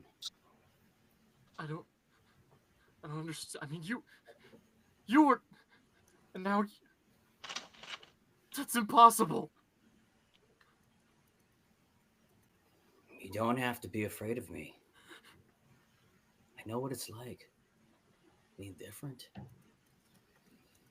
Jerry Maybe moves you the are. hand with the long claw-like fingers down from the pocket of his long trench coat and bends down.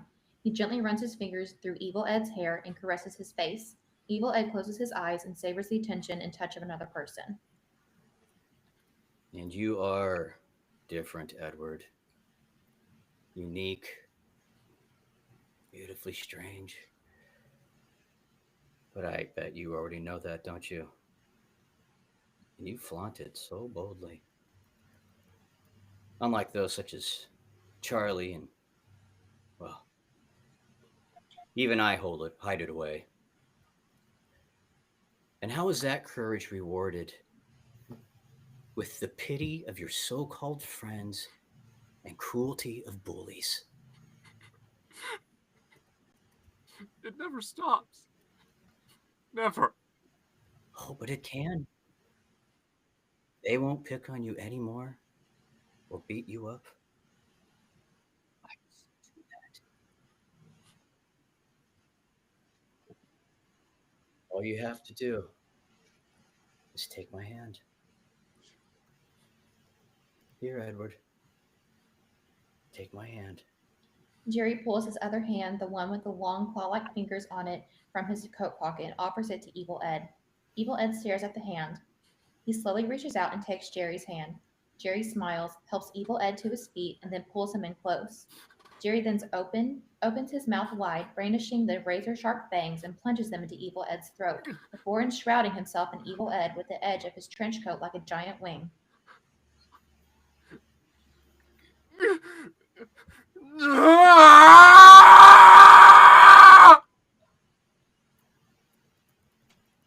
That is the end of Act 1. We will now begin Act 2. The lights rise on a dimly lit area where Charlie is continuing to escort Amy home. The echoing sound of Evil Ed screaming is heard. Startled, Charlie and Amy turn back sharply. What was that? It was just evil messing around again. Amy, what if he really was in trouble? Charlie, you're not going to let him sucker you in again, are you? A sudden loud boom is heard and all the lights drop to a low level as if the power has gone out. Charlie looks around. Don't tell me this is a power outage. Well, what else could it? Charlie, look at that power box. Does it look like it was Ripped open? What do you think could The have sound of large flapping wings drowns them out. They both look up. Amy screams. Run! They exit running. After a moment, the flapping sound is followed by the otherworldly sound of Jerry transforming back into his human form. Jerry enters and pursues them at a leisurely pace. The lights crossfade from this area to one where Donnie, a Weasley nightclub employee, is collecting cover charges and checking IDs alongside Leon, a muscular bouncer outside of a 1980s nightclub. The sound of 1980s music rises with the lights. Charlie and Amy enter running. They are both breathing heavily. All right, I think we lost him. Yeah. Charlie, you were right about the holy water. We faked it. I'm sorry, I didn't believe you. It's all right, Amy. Listen, but we've got to hide. Charlie looks for an escape route and then notices Donnie and Leon. Charlie grabs Amy and crosses Donnie and Leon. Donnie is counting money. He knows they are there but does not look at them. Hey, $5 a piece. Come on, I've got it. Here, come on. Whoa, just a sec. How old are you two? 18. Let me see some ID. Charlie breaks free of Leon's grasp and crosses out to the eliminated area with Amy in tow. Hey, you kids can't go in there. You're supposed to be carding them too, Donnie. Yeah, and you're supposed to be looking intimidating and keeping your mouth shut. So we both cocked up half the job. Now go get him! Leon shakes his head in frustration, turns and exits in the same direction as Charlie and Amy. Donnie looks out as if addressing more patrons. Hey, $5 a piece. For you, Ani? Give me $3. Show me a pair. We'll call it 5. The lights rise on the apartment of Peter Vincent. He is sitting in his large wingback chair, studying his now broken cigarette case and rocking in fear. The sound of loud knocking on a door is heard. Peter turns his head towards the direction of the sound. The knocking is heard again. Peter sets his cigarette case down on the table next to his large wingback chair and hesitantly crosses towards his apartment door. He calls in a loud whisper. Who is it? It's me, Herbert. What do you want? Hurry! There's a vampire out here! Let me in! Come in, come in. Thanks for the invite. Took you long enough. What are we going to do? What are you gonna do? Evil Ed pulls down his coat collar to reveal 2 small puncture marks on the left side of his throat. He then opens his burning eyes wide and exposes his fangs in a fearsome grin. Not me.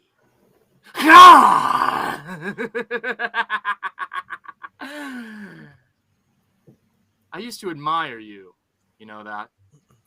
Of course, that was before I found out what a fake you were.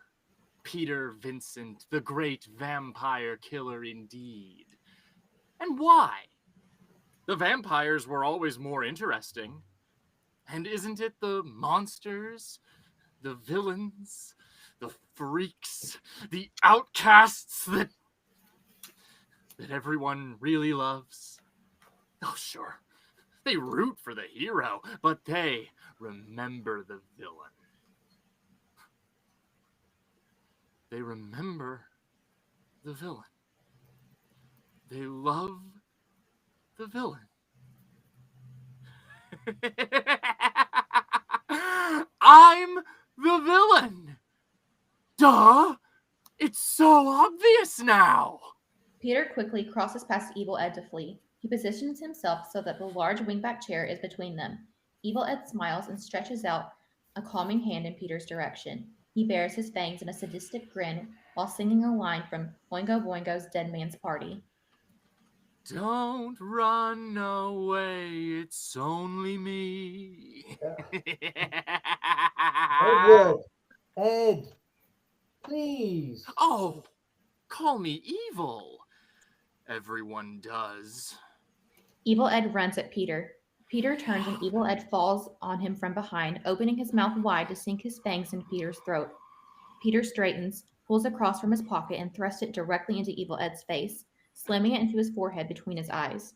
Evil Ed's skin sizzles and cracks, smoke rising. He backs away, bent over, screaming in pain, his hands held out to his face. He slowly looks at Peter and realizes, frozen in horror.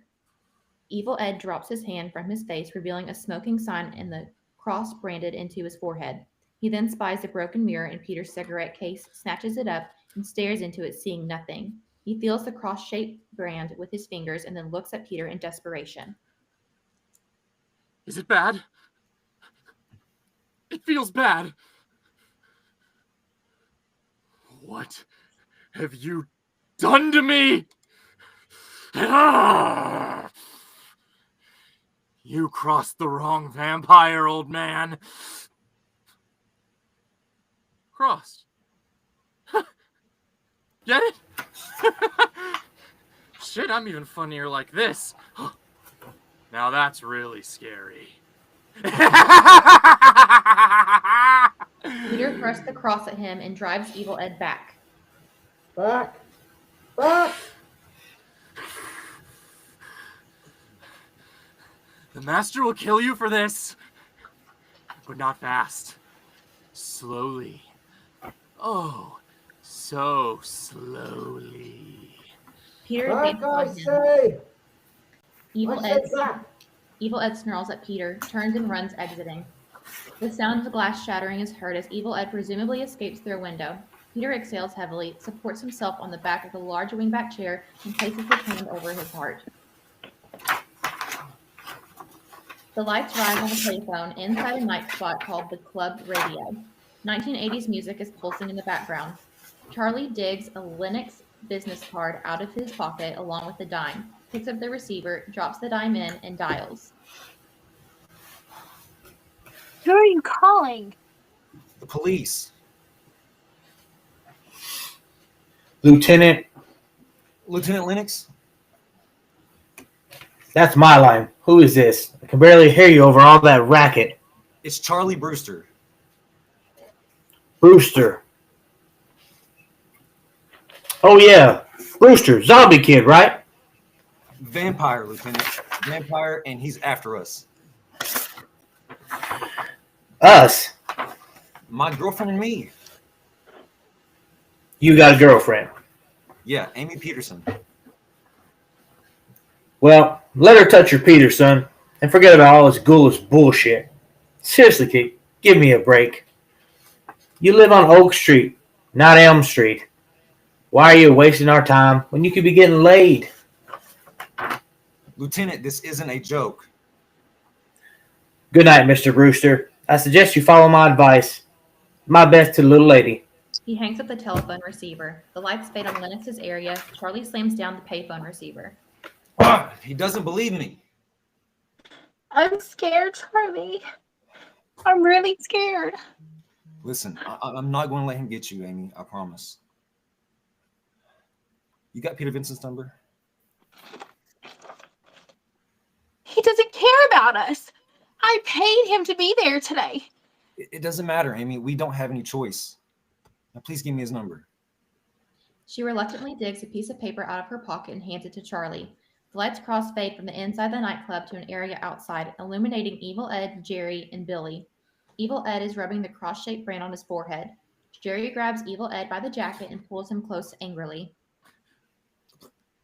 What is that? He had a cross, Master. Fool. I'm sorry, Master. You were given one simple task. Yeah, and he couldn't even get that right. I warned you not to turn him. And stop calling him Master, suck-up. Hey, Renfield, shouldn't you be building me a coffin? Satin-lined, too. I like to sleep naked, and I have sensitive skin. All right. Wait in the Jeep. I know you're picturing it. you perv. You too. And he's right. You don't have to call me master. Yeah, but it just feels right, you know? No, I swear to you, I couldn't do this before. Evil Ed looks down and he notices, without even concentrating, he is moonwalking. Evil Ed exits completely. The lights crossfade back to Charlie and Amy at the payphone inside the nightclub. Charlie has the payphone receiver against his ear. Come on, Mr. Vincent, answer. Please answer. Answer me, damn it. Answer me.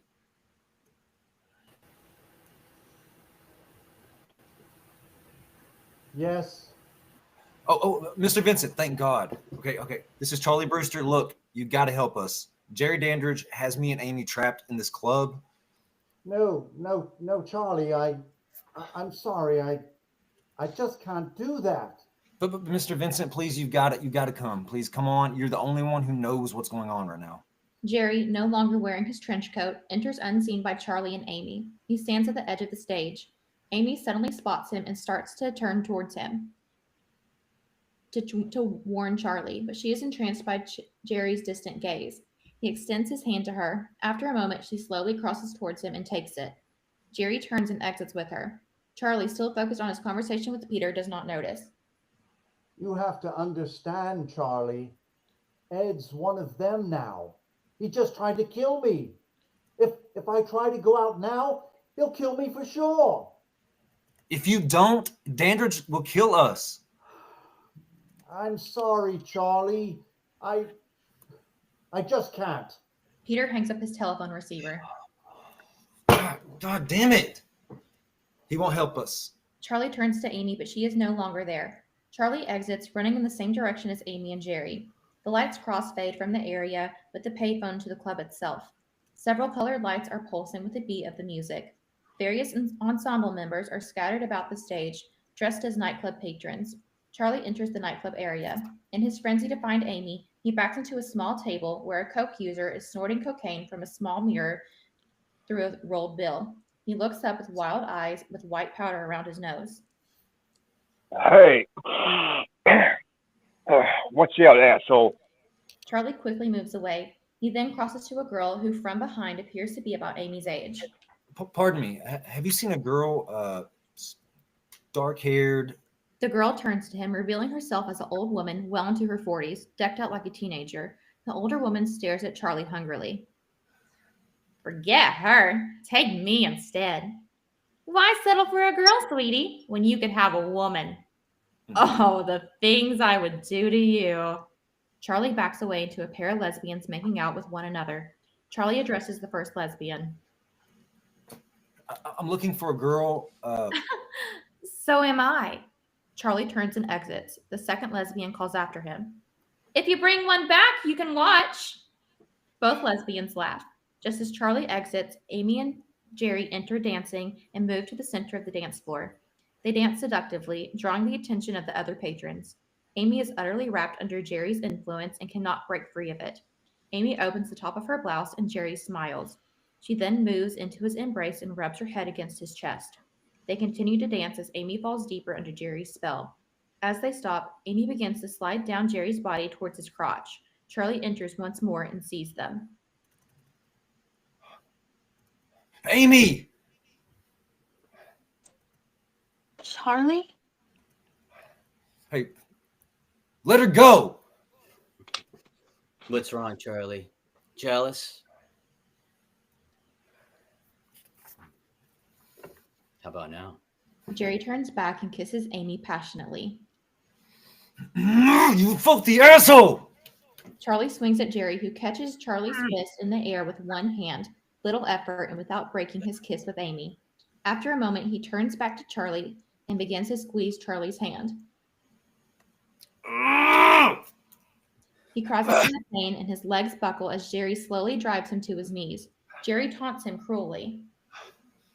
You shouldn't lose your temper, Charlie. It isn't polite. You can't kill me here. I don't want to kill you, Charlie. I want you to bring Peter Vincent to my house. Just the two of you.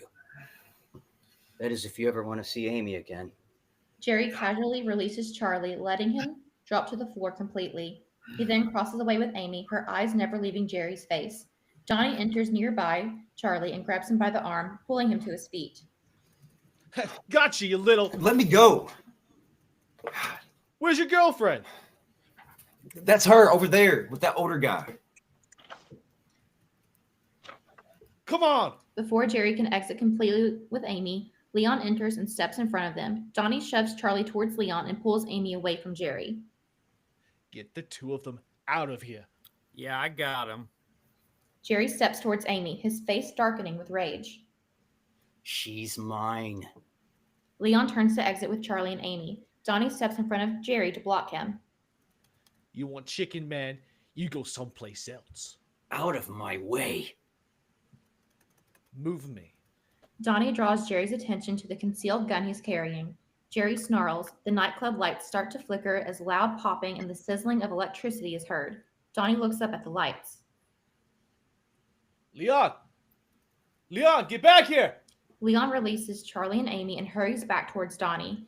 Fearful and confused, Johnny pulls the gun on Jerry. The various nightclub patrons scream and scramble in different directions. Charlie and Amy are separated by the patrons as they all exit in hysteria. The continuous sound of a large crowd screaming is heard. Jerry holds up his hand in front of Donnie's face for a moment as if to mesmerize him. Jerry then steps aside nonchalantly, raises his arm in the direction of Leon, and then makes a gun gesture with his hand. Johnny shifts his aim towards Leon. Jerry flexes his thumb 3 times as if it were the hammer on a gun, and each time he does, Johnny empties a round into Leon. Leon collapses, dead. Donnie suddenly comes to and realizes what he's done. He crosses towards Leon. Leon! Oh man, no! Donnie drops the gun to the floor. Jerry comes up behind him and pats him on the back as if to comfort him. Jerry then takes Donnie's head in both hands and breaks his neck. Donnie's body collapses on top of Leon's. The lights immediately rise on a small area outside the club. The sound of heavy metal door being flung open is heard, and Charlie rushes in. Amy! Amy, where are you? The lights rise on Amy and Evil Ed in another small area on the opposite side. Evil Ed has his hand down around her waist. She is still entranced. Charlie spots them. Amy! I hate to admit it, Brewster, but you may have been right about Jerry. Ed. No. Save me, Charlie! I've been kidnapped by vampires! Finders keepers, asshole.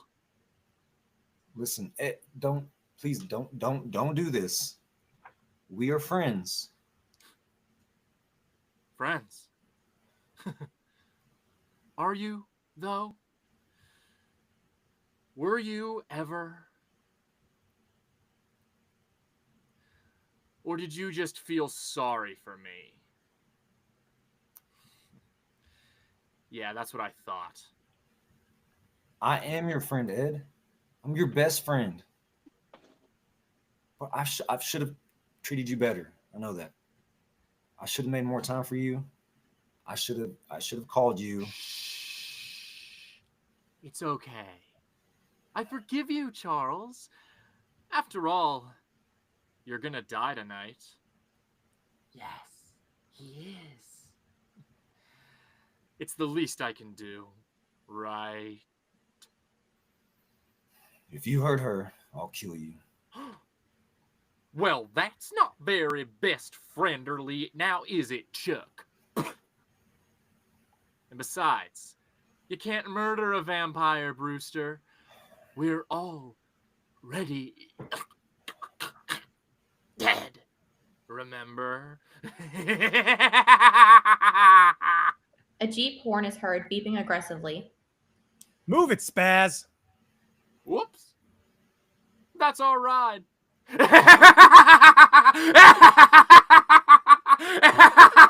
Amy!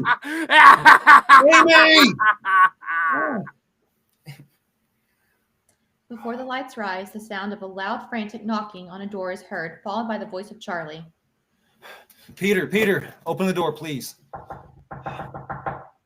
The lights rise on the apartment of Peter Vincent. His large wingback chair has an open suitcase on it. The sound of loud knocking on a door continues.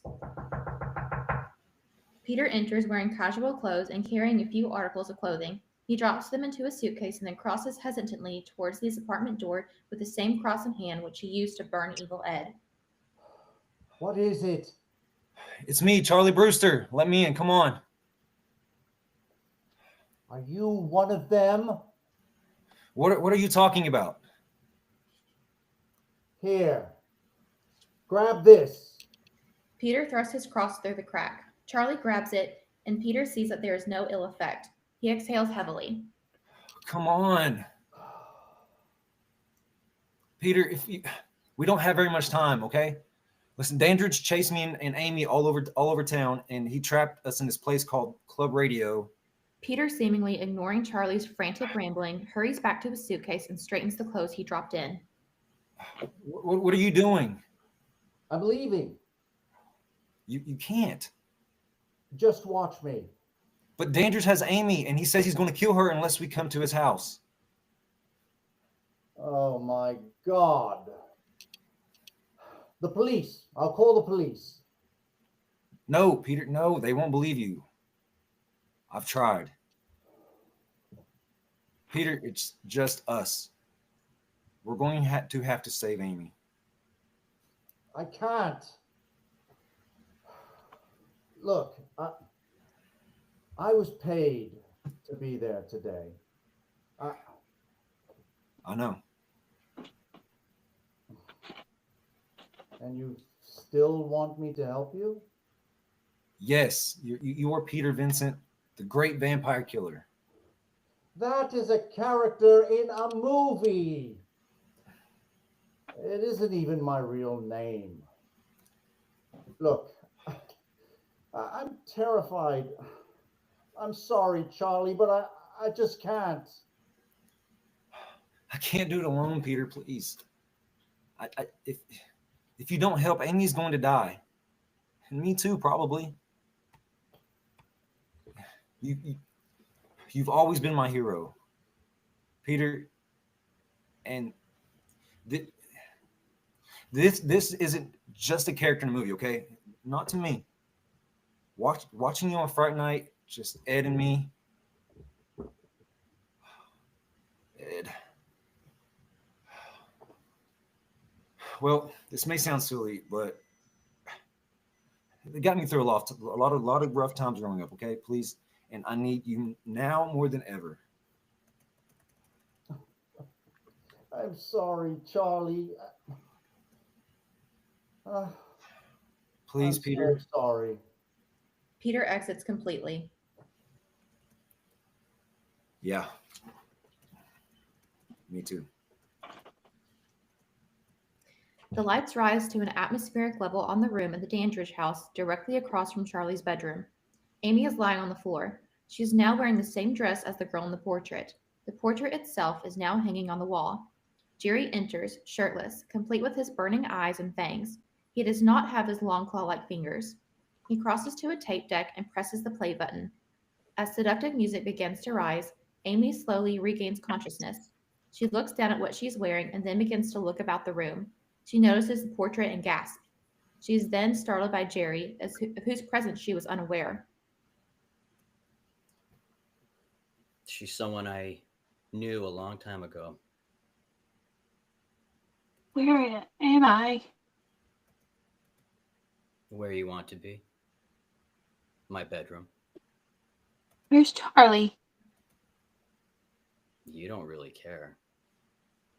Liar! I love him. Am I lying, Amy?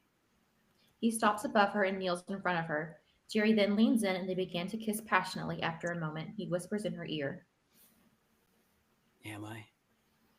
Any resistance Amy has had melted away. Jerry reaches up and opens her dress to reveal her bare neck, shoulders, and back. He kisses the left side of her neck, and Amy flinches as if anticipating the bite. Jerry smiles again, amused by the ecstasy he is inflicting upon her, and then buries his fangs into her neck. Blood streams down Amy's back. The lights crossfade from Jerry's bedroom to an area outside the Dandridge house. Charlie is standing in the illuminated area, staring at the house. He is wearing the cross that Evil Ed gave him. After a moment, a hand falls upon his shoulder. He jumps with a start. What? He whirls to see Peter in his full Victorian vampire-killing regalia and carrying his vampire-killing case. Peter Vincent, ready to do battle with the undead. Peter, this is serious. I am serious. Here, hold this. Peter sets his vampire-killing case in Charlie's arms and opens it to look inside. Let's see. Flashlight, stakes, hammer. Ah, yes. Cross. He puts the cross in his pocket. All right, what about Billy Cole? How are we going to stop him? Peter produces a pistol. I'm going to use this. It's from the Orgy of the Damned. What if he's not human? Bullets aren't going to stop him then. He walks around in the daylight now, doesn't he? Yeah. Then he is human. Peter, I'm not so sure about that. Come on. Peter, you can't imagine how much this means, and I really want to thank you for this. Not now. Charlie gets a step ahead of Peter.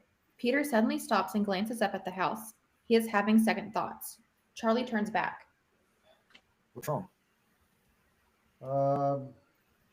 Nothing.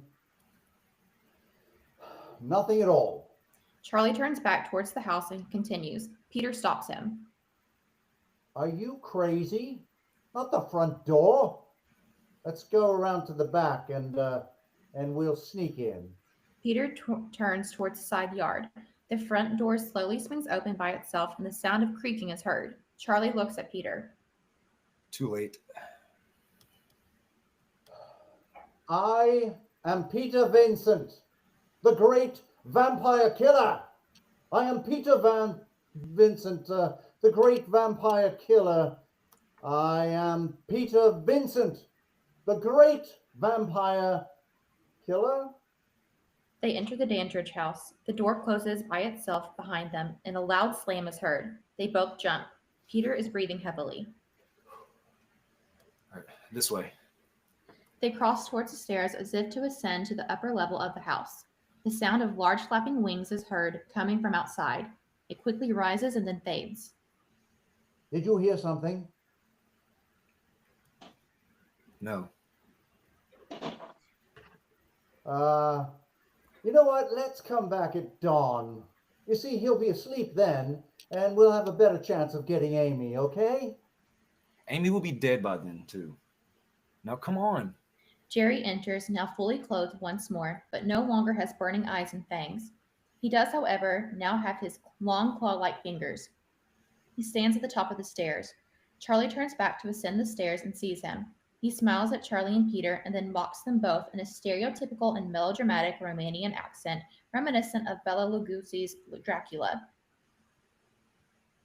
Welcome to Fright Night. For real. Where's Amy? Up here. All you have to do is get by me. Peter, gathering his courage, pulls out his cross and thrusts it towards Jerry. Back! Back, spawn of Satan! Oh, really? Jerry takes a step down the staircase, reaching out with his long claw-like fingers and wraps them around the cross before crushing it. Peter is dumbstruck. Jerry takes the ruined cross from Peter's hand. You have to have faith for this to work on me, Mr. Vincent. Jerry tosses the ruined cross over his shoulder and then advances. Charlie suddenly thrusts his own cross towards Jerry. Stop! Jerry stops in his tracks, staring at Charlie's cross. He begins to make guttural, pained moaning sounds. He never takes his eyes off of the cross in Charlie's hand. Charlie starts up the stairs towards Jerry, with the cross held out in front of him. Back! Jerry backs up the stairs away from the cross and exits in retreat. Charlie, continuing to ascend the stairs, looks over his shoulder at Peter. We're going to make it. Come on. Billy suddenly enters from the direction Jerry exited. Charlie is unaware of his presence until he turns back towards the top of the staircase. You sure? He strikes Charlie hard, knocking him unconscious. Peter, completely bewildered, looks down at Charlie and then back up at Billy. Jerry enters once again, crosses to Billy, wraps his arms around Billy's neck from behind as if Billy were his pet, and then rests his chin on Billy's shoulders. Jerry grins at Peter. You gonna run? Peter backs down the staircase, screams, whirls, and runs out the front door. Ah! He ran. The lights rise on the Brewster house. The sound of a door opening and then slamming shut is heard. Peter enters in a panic. Mrs. Brewster! Mrs. Brewster! She does not answer. Peter turns and then sees a telephone. He sets his vampire killer case down and picks up both the receiver and the base of the telephone. Operator, get me the... Peter suddenly notices that the telephone line has been cut. His eyes widen in horror, his gaze snapping upward towards the second floor. He speaks in a horrified whisper. Mrs. Brewster! Mrs. Brewster! Mrs. Brewster! The lights rise on Charlie's bedroom. Evil Ed is standing by the window looking out at the Dandridge house, and disguised in a grotesque mockery of Judy. He is wearing one of Judy's housecoats, his legs are bare, and he has her slippers. He is on his feet. In his hands, he is holding the handle of a dirty mop close to his body. The discolored head of the mop is draped over Evil Ed's head and is hanging down his back, simulating long hair. Peter, unfamiliar with the layout of the house, peeks into Charlie's room while looking for Judy. He's about to move on when he sees the figure close at the window. He steps into Charlie's bedroom. Mrs. Brewster, thank God. The phone wires have been cut. I know. I did it. As Peter draws closer, Evil Where Ed is Charlie's mother? Well, apparently she's working nights, but she left a note.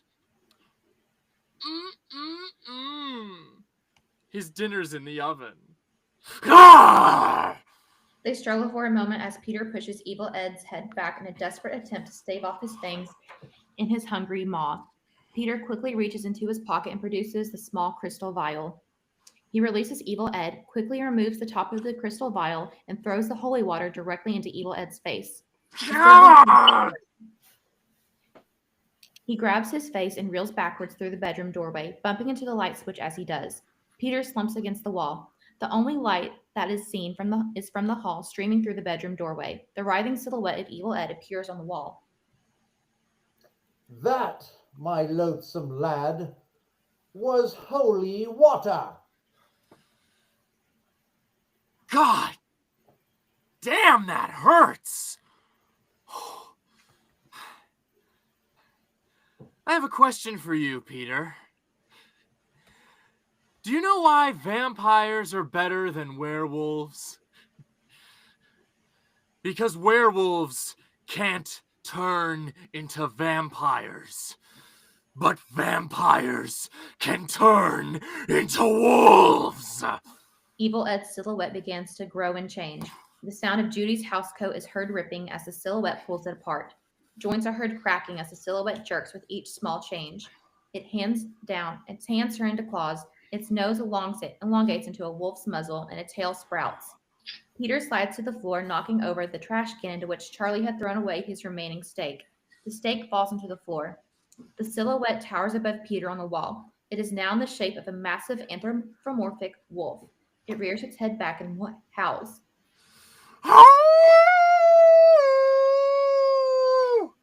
Suddenly, a large furry clawed arm reaches through the bedroom doorway and takes a hold of the frame. The silhouette roars. Peter snatches up the steak from the floor and holds it out in front of him in a feeble attempt at defense. The silhouette lunges towards Peter. The sound of a dog yelping in pain is heard. After a moment, the lights rise on the Brewster living room. Peter enters, breathing heavily with his hand on his chest. After a moment, a pained guttural sound is heard. Evil Ed, partially transformed back into a human, drags himself on stage with the wounded animal. The stake is impaled through his heart, and he is bleeding. His upper body is bare, as is one buttocks and the corresponding leg. His other leg is still that of a wolf. It is longer than the human one and trailing behind him. The fur from the leg also covers his groin area and is creeping up past his waistline. The sight is chilling as he moans in agony.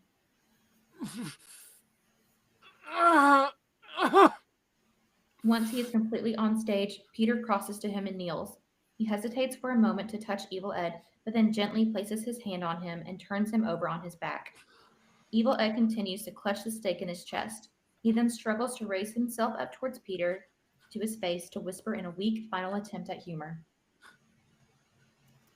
I got staked by Peter Vincent.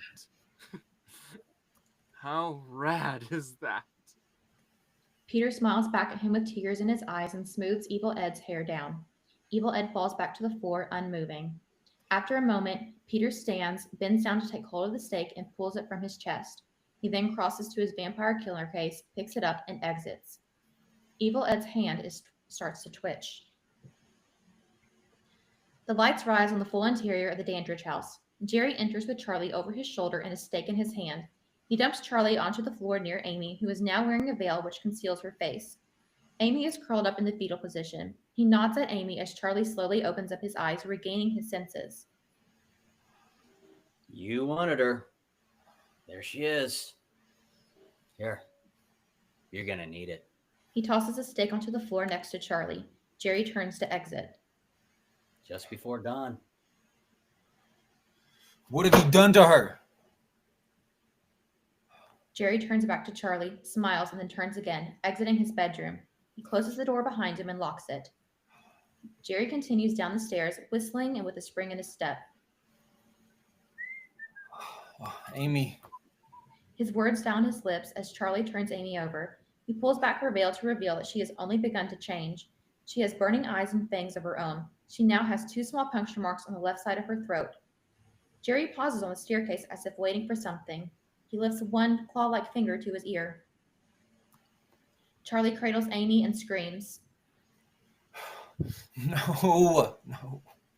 Jerry smiles, satisfied, continues down the stairs, and exits at the bottom. Peter appears outside the Dandridge house and sneaks in through the front door, closes it carefully behind him, and then checks to make sure the coast is clear. He then tiptoes up to the top of the staircase. Charlie!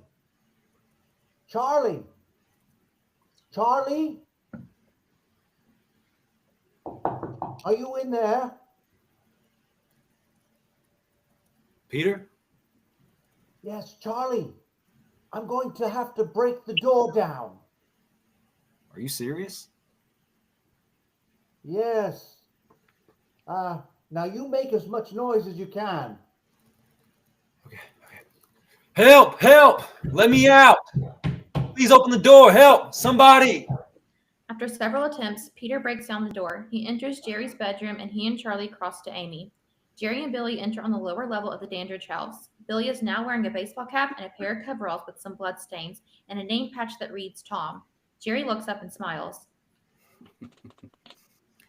I think she just opened her eyes. Who's Tom? A guy about my size? Low profile, huh? Billy shrugs. In Jerry's bedroom above, Peter points to Amy. All right, grab her and let's get out of here. Can't. Look. Charlie pulls back her lips and shows Peter her fangs. Oh my God. Peter sets his vampire killer case down on the floor. Jerry suddenly cocks his ear and then looks up. Something wrong? Yes. We have a visitor. Is it too late to save her? No, not if we kill Dandridge before dawn. Peter sure? opens up his vampire killer case and removes another cross, a hammer, and a stake. He hands the cross to Charlie. Are you sure? So far, everything has been like it's been in the movies, so we'll just have to keep hoping. All right, let's go. Charlie and Peter hurry out of the room. Amy remains, shivering on the floor. Charlie and Peter hurry to the staircase and descend to the first floor. Charlie holds the cross out in front of him as they survey the area. Billy enters and startles both of them. Well, what do we have here? Vampire killers? Peter pulls the pistol out of his pocket and points it at Billy. Stop, or I'll shoot. I mean it. Don't force me to shoot. Billy does not heed Peter's warning. Peter shoots Billy in the head, and Billy collapses into a nearby chair, seemingly dead. Jerry enters onto the second floor. He is complete with burning eyes, fangs, and long claw-like fingers. He begins to descend the staircase. Charlie charges at him and drives him back with Peter's cross. Stop! Come on, we have him.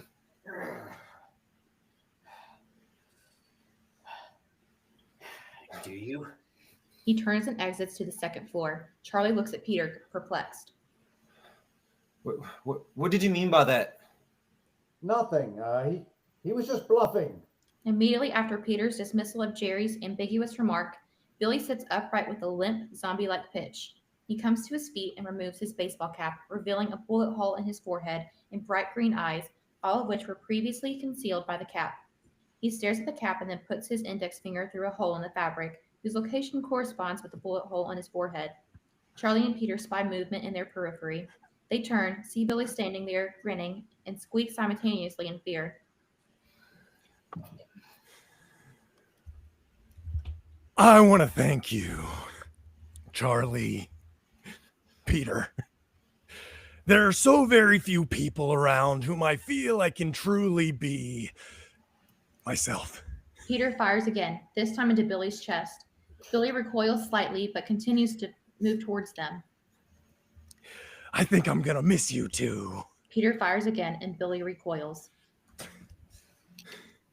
But you wouldn't miss me, would you, Mr. Vincent?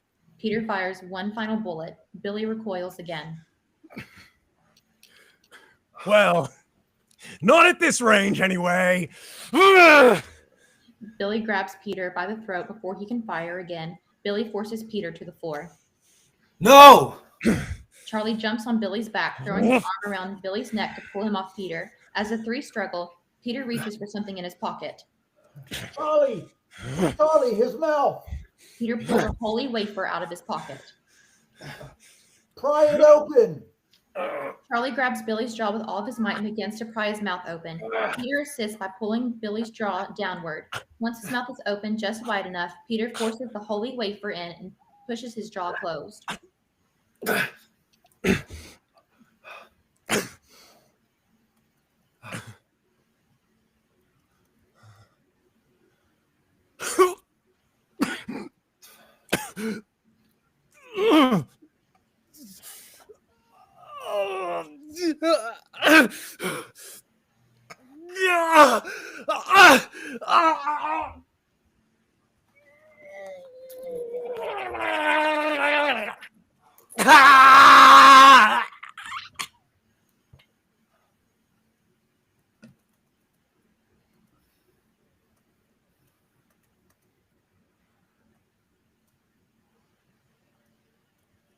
What the hell was that?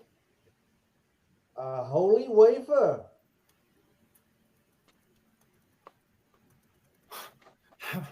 How did you know that would work? Charlie, please. I'm Peter Vince. You didn't, did you? I did in fact not. He wasn't human. No. What was he then? A demon?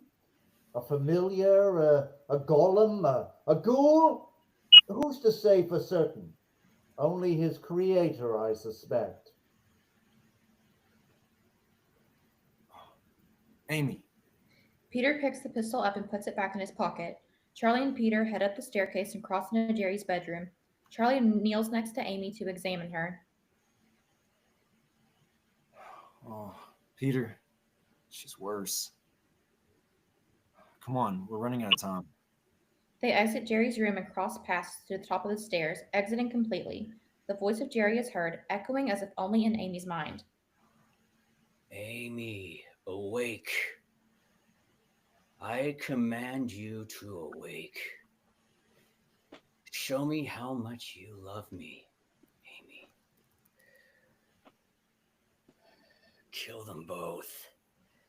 Amy sits up in response to her master's commands.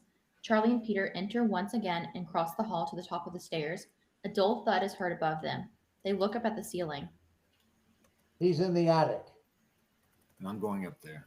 Charlie exits in the same direction they entered. Amy screams. Peter turns and heads back towards Jerry's bedroom. When he reaches the door, Amy springs up and lunges at him. He pulls the cross out of his pocket and drives her back.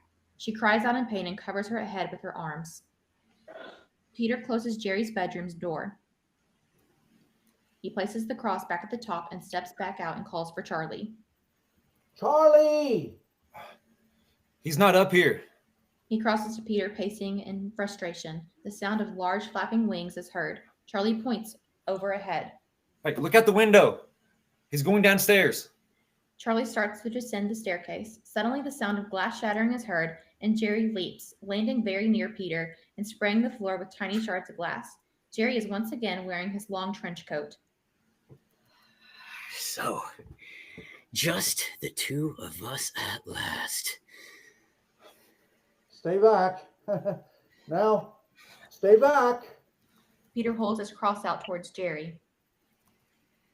You have to have faith for that to work on me, Mr. Vincent. Remember?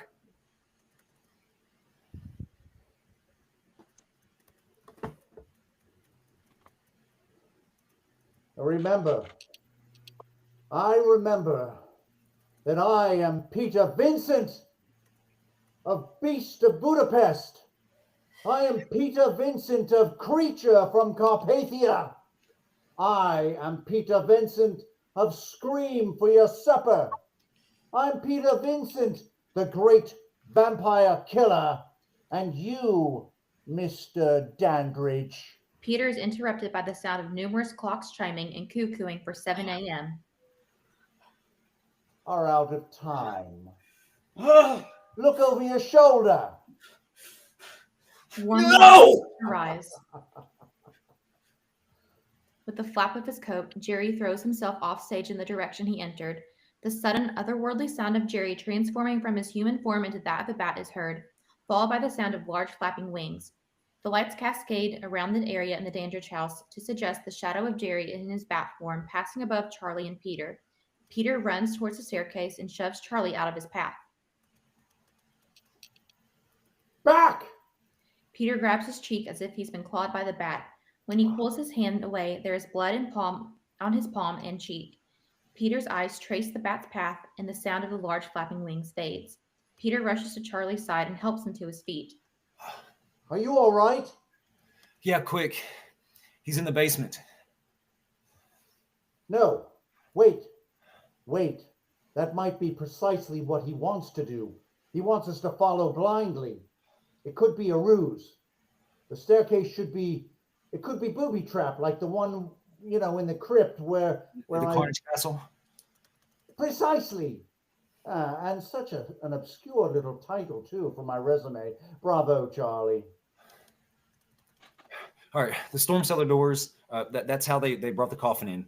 The lock's new, but the doors are rotted. Billy didn't replace them yet. And I doubt he's going to. Peter, we could try to pry them open. Dandridge wouldn't expect that. Agreed. So, what say we finish this, my boy? Charlie and Peter exit.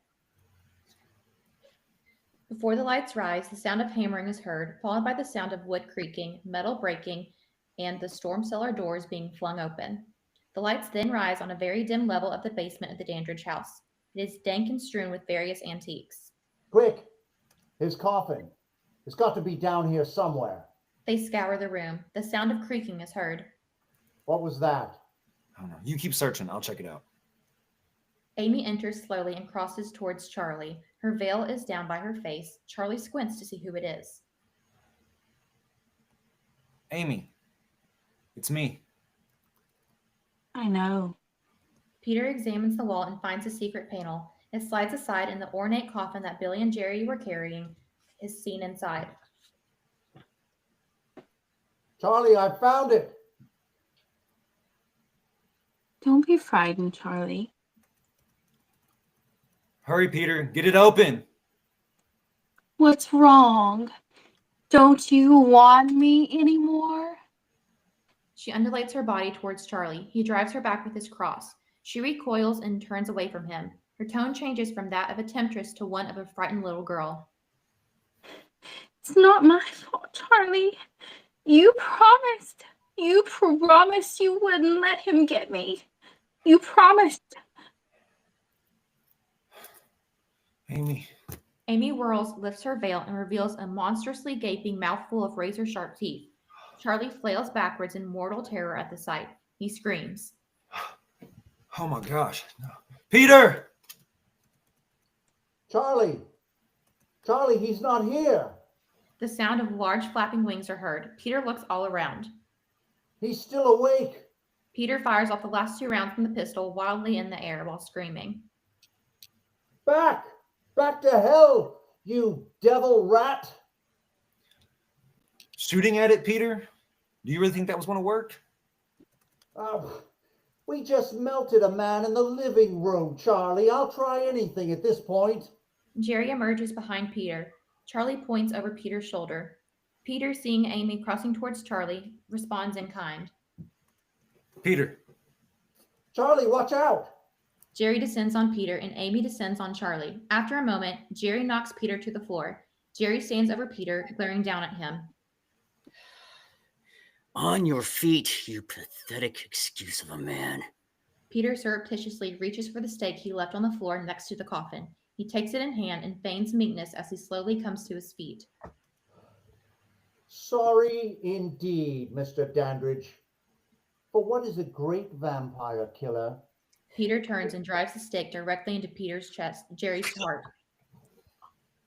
Without a great vampire to kill. I suppose I'll make do with you. The windows. Billy painted them black to keep them out of the sun. Out of the way, Peter.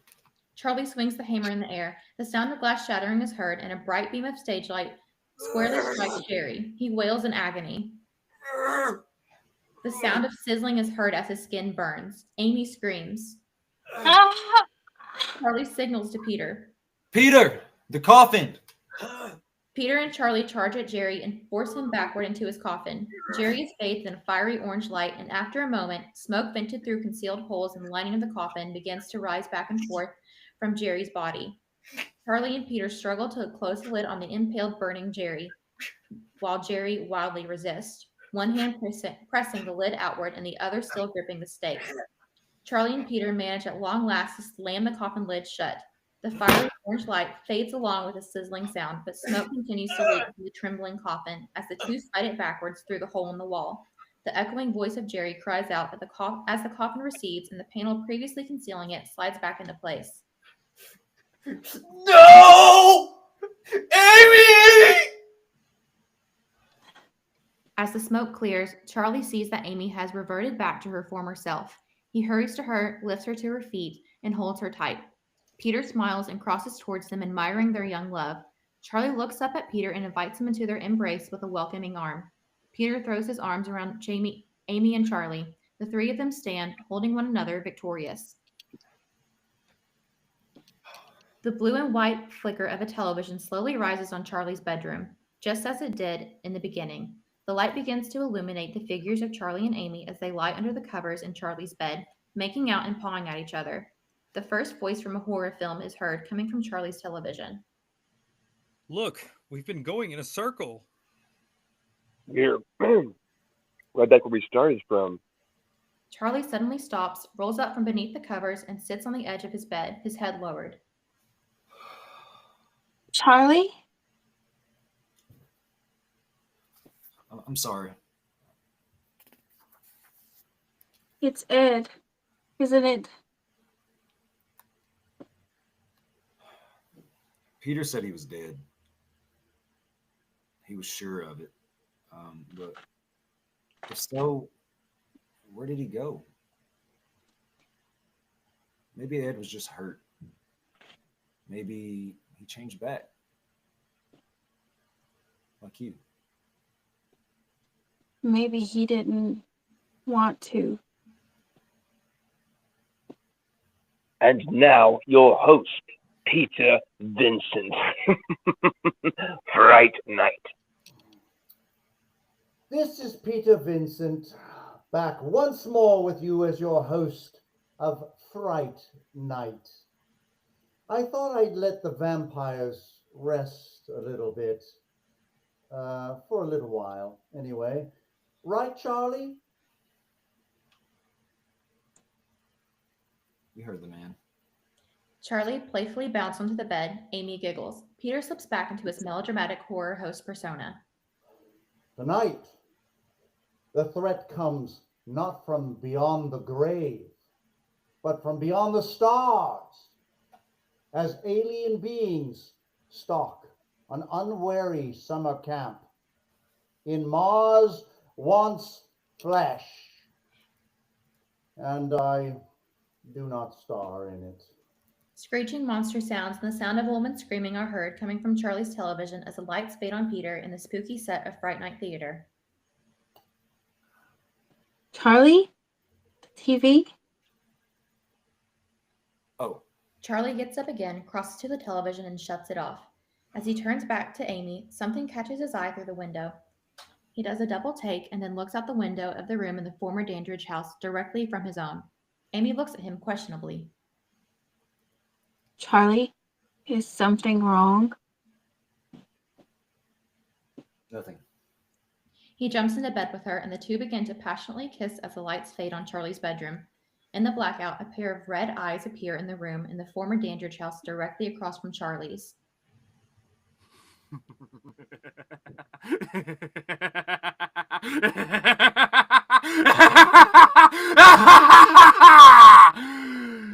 Oh, you're so cool, Brewster.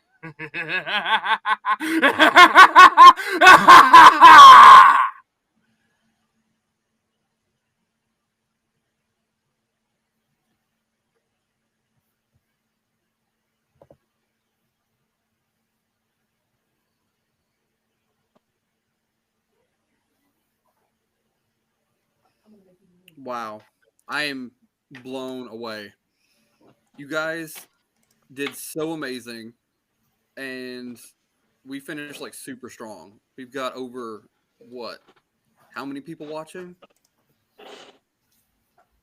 Can we say numbers? Say numbers. Numbers are allowed. You all did it. We held pretty strong at like 1,000, pretty much all the way through. 1,000 people. Wow. At some point, it was 1,200. What? Yes. Are you serious? That's crazy. I mean, it was flexing, but I mean, we just ended with 1,000. Like, I mean, we had 1,000 pretty much consistently through the whole thing. Crazy. Oh my god. That is insane. Congratulations, you guys nailed it. Everybody take a bow. Thank you all. Thank you, guys. Are we live? Are we still live? We're live. Oh yeah, we're still live. Thank you all, everybody who turned out to watch it. Like, I mean, my expectations are just out in the atmosphere somewhere. You know, isn't this cast amazing? Absolutely amazing. Yes, thank you all for watching tonight. Make sure you like and subscribe to Kings of Horror. This is a great response tonight. We're definitely so. Thanks for showing up and showing out for this wonderful cast. Yeah, fantastic. Thank you for having us.